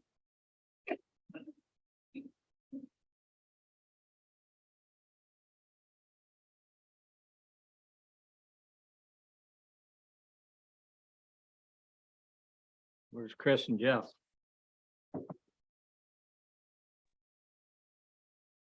There they are. There's Jeff. There they are. Thank you. So the first one is for the Lands of Dando. This council heard this earlier today. It was a request for a maximum of 1 outdoor sauna to be permitted on the property, to permit a maximum of 3 accessory buildings plus 1 building less than 10 square meters, to permit a accessory building gazebo in the setback of 5 meters instead of the 20, and to permit an existing deck to be a minimum of 3.5 meters from the side interior side lot line instead of the 4.5 meters. Council discussed that this morning, and I believe a resolution is prepared for council's consideration. Okay. Be it resolved that council defers bylaw 2023-76, being a bylaw to amend bylaw 2005-120 for the lands of Dando, consisting of part lot 6, concession 8, lot 26, plan 621 in the township of Dysart, which would change the zone of the subject properties from waterfront residential 4L to waterfront residential 4L9 exception zone, and the council directs staff to remove the provisions from the bylaw that would prevent a reduced water setback for the gazebo structure and return to the September 26th council meeting with the amended bylaw. Okay, that's what we decided. Mover and seconder. Pat and Walt, all in favor? Carried. Okay. Next. The next one is for lands of the Patterson Brown and Renary. This was to implement the more restrictive setback of 45 meters from the lake for both main and accessory structures, and to implement the restrictive water setback for the leaching bed, which would be also 45 meters. And I believe the resolution is prepared for council's consideration. Okay. Be it resolved that bylaw 2023-77, being a bylaw to amend bylaw 2005-120 for the lands of Patterson, Brown and Rennie area, which consists of part lot 31, concession 7, parts 1 to 3, plan 19R 4156 in the township of Dysart, which would change the zone on the subject property from waterfront residential 4L to waterfront residential 3L10, be read a first, second, and third time passed, signed, and the corporate seal attached thereto. Okay, whether we like it or not. Mover and seconder, Carm. Pat, all in favor? Carried. Okay. Next. Yes, thank you. The next item is a bylaw 2023-78 is a bylaw to close and convey the shore road allowance in front of the lands of Sawtree on Little Kinesis Lake. Bylaw 2023-79 is a deeming bylaw for the purpose of merging that shore road allowance with the lots. Subject to council direction, staff recommend approval of both bylaws. Okay. Resolution. Be it resolved that bylaw 2023-78, being a bylaw to stop up, close and convey a portion of the original shore road allowance in front of part lot 20, concession 5 in the township of Havelock, be read first, second, and third time passed, signed, and the corporate seal attached thereto. And further, that bylaw 2023-79, which is a bylaw to deem lots 45 and 47, registered plan 493 in the township of Havelock not to be within a plan of subdivision for the purpose of section 53 of the Planning Act RSO 1990 CP 13 is amended, be read a first, second, and third time passed, signed, and the corporate seal attached thereto. This bylaw is intended to allow lots 45 and 47, registered plan 493, to merge with the shore road allowance, which has been closed and conveyed pursuant to bylaw 2023-78. You've heard that, mover and seconder. Tammy and Barry, all in favor? Carried. Okay, next. Yes, thank you. The next application is for permission to use a municipal shore road allowance. So Mr. and Mrs. DeMarco recently purchased an island property on Kinesis Lake for residential development purposes. They've submitted an application for permission to use the shore road allowance in front of a mainland property that they also own to secure long-term access to that island property. Based on the direction provided by policy 32, and subject to any questions or comments council have, staff recommend approval of the request. Okay, everybody understand that one? He's trying to get access to his own. Okay, mover and seconder, I gotta read it. Hang on. Yeah, resolution first, I guess would be good. Be it resolved that council grants permission to the registered owners of roll number 06000640800 Island property owned by DeMarco to cross and use a portion of the shore road allowance located in front of lot 12, concession 4, lot 56, plan 459 in the geographic township of Havelock.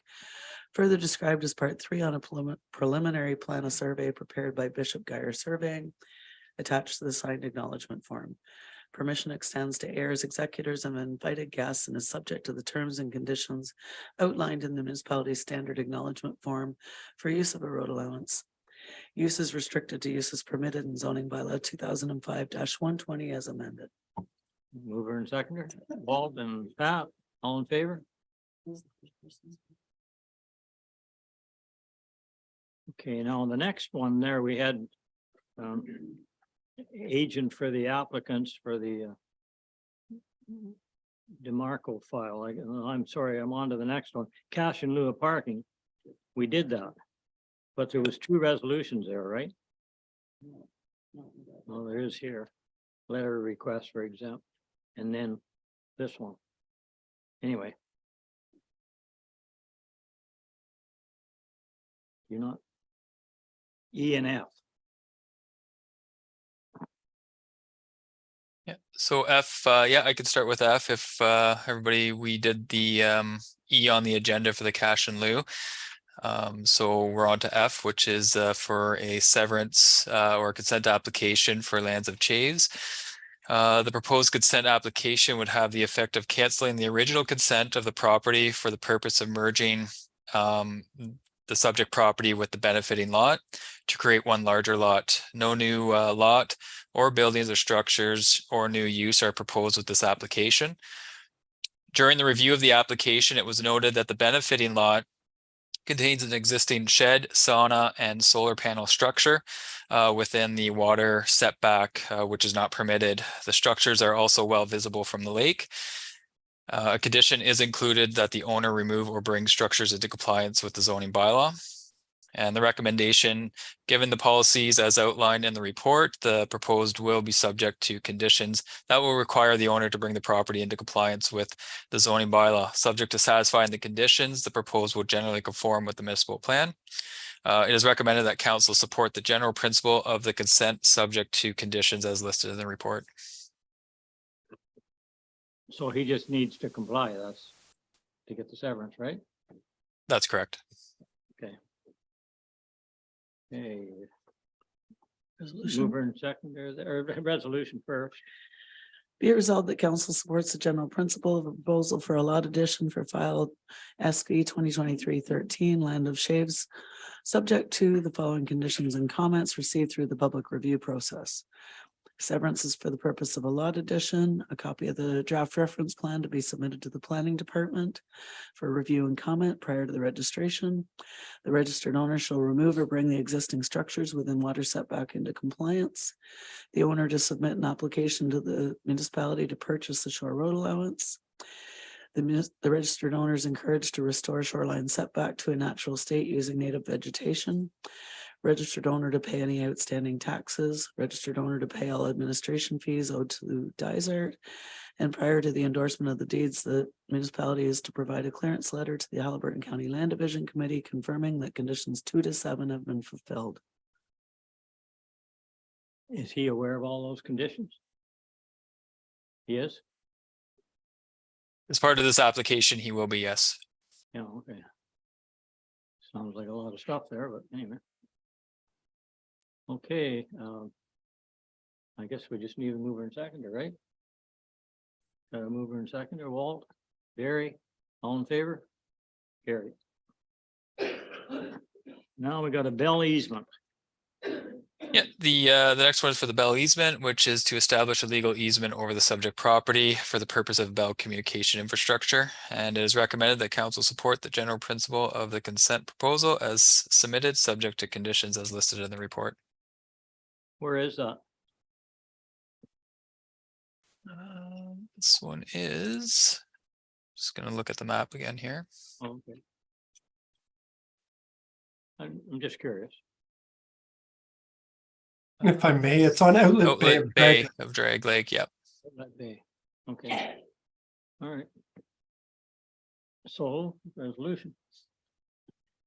Be it resolved that council supports the general principle of proposal for consent file 2023-12 lands of 2168036 Ontario Limited, subject to the following conditions and comments.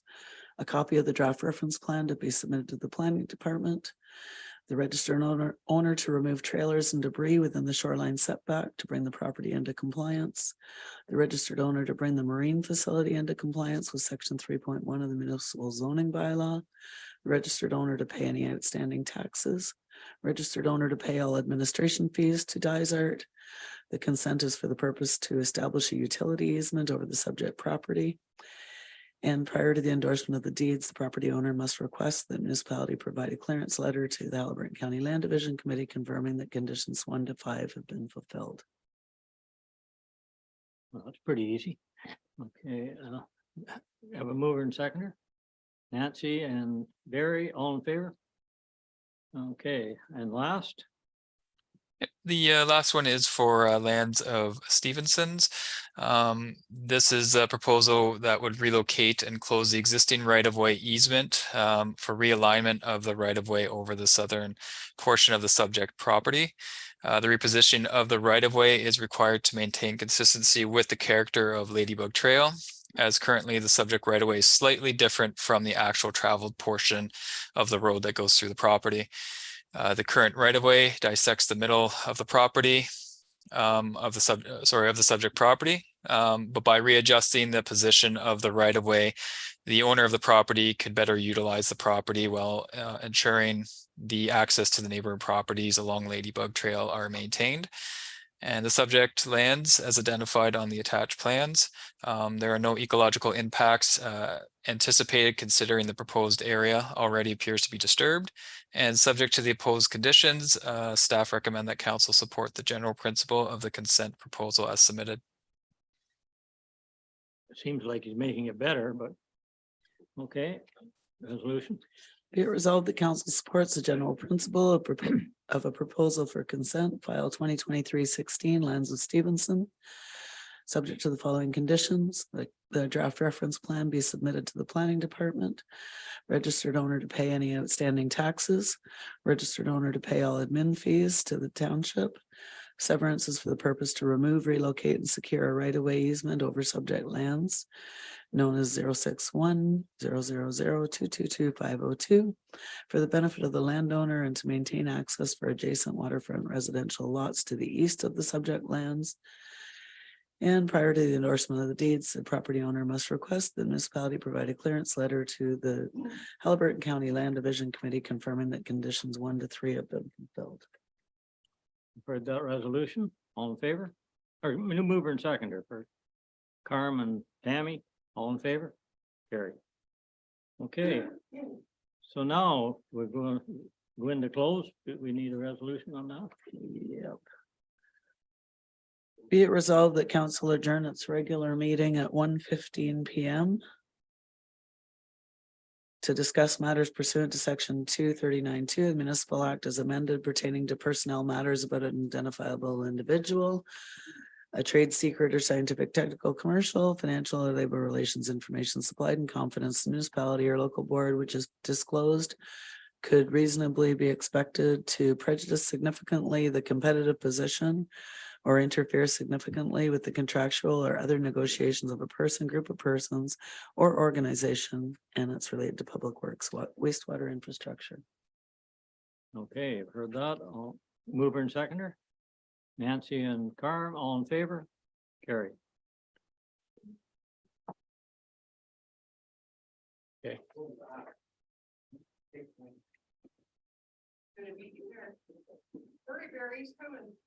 So we can shut her down now and go into I just call Carl. closed.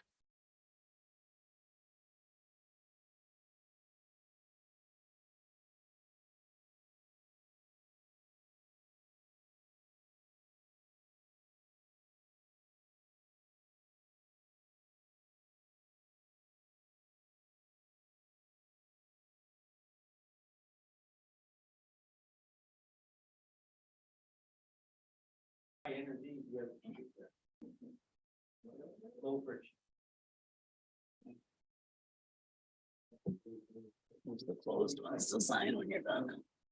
Are you done?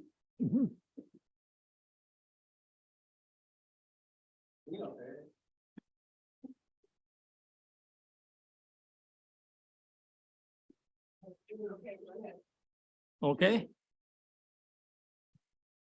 Okay, so then do we have a report from closed session? No, so we'll have any notices of motion? I just like to say it's maybe really not a notice, but I've talked to Robin. I'd like to bring forward roughing out the roads in the second phase of the industrial park. We got people inquiring, we could be selling lots. Got there's about, I think it's 17 or 18 lots for sale there. They're all surveyed and ready to go, so. It's kind of stupid when we haven't got anything to sell, when we should have and get some revenue. And I think he also is going to bring forward cleaning off that pit at Drag Lake, doing some brushing there. So have a combined contract, which might get a little better job for people, so.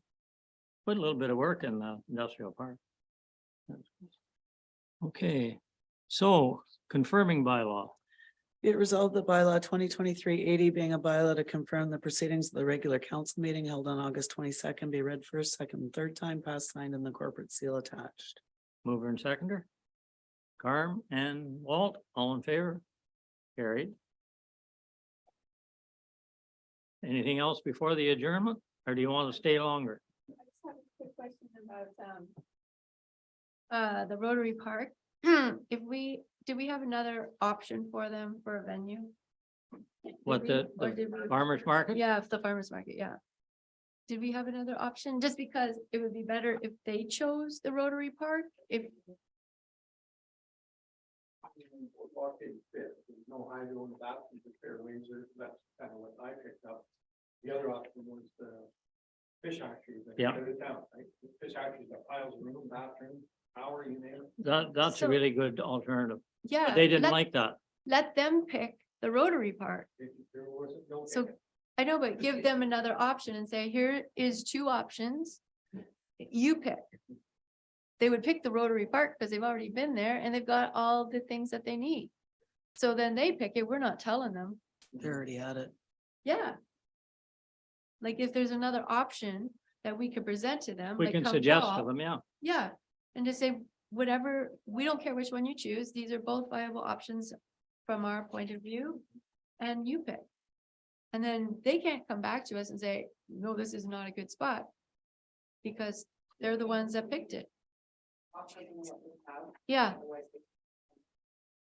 Yeah, We told them we're going to do that in the fall, so that's when we'll do yeah, that. that's great, yeah. Okay. Anything else? Adjournment then?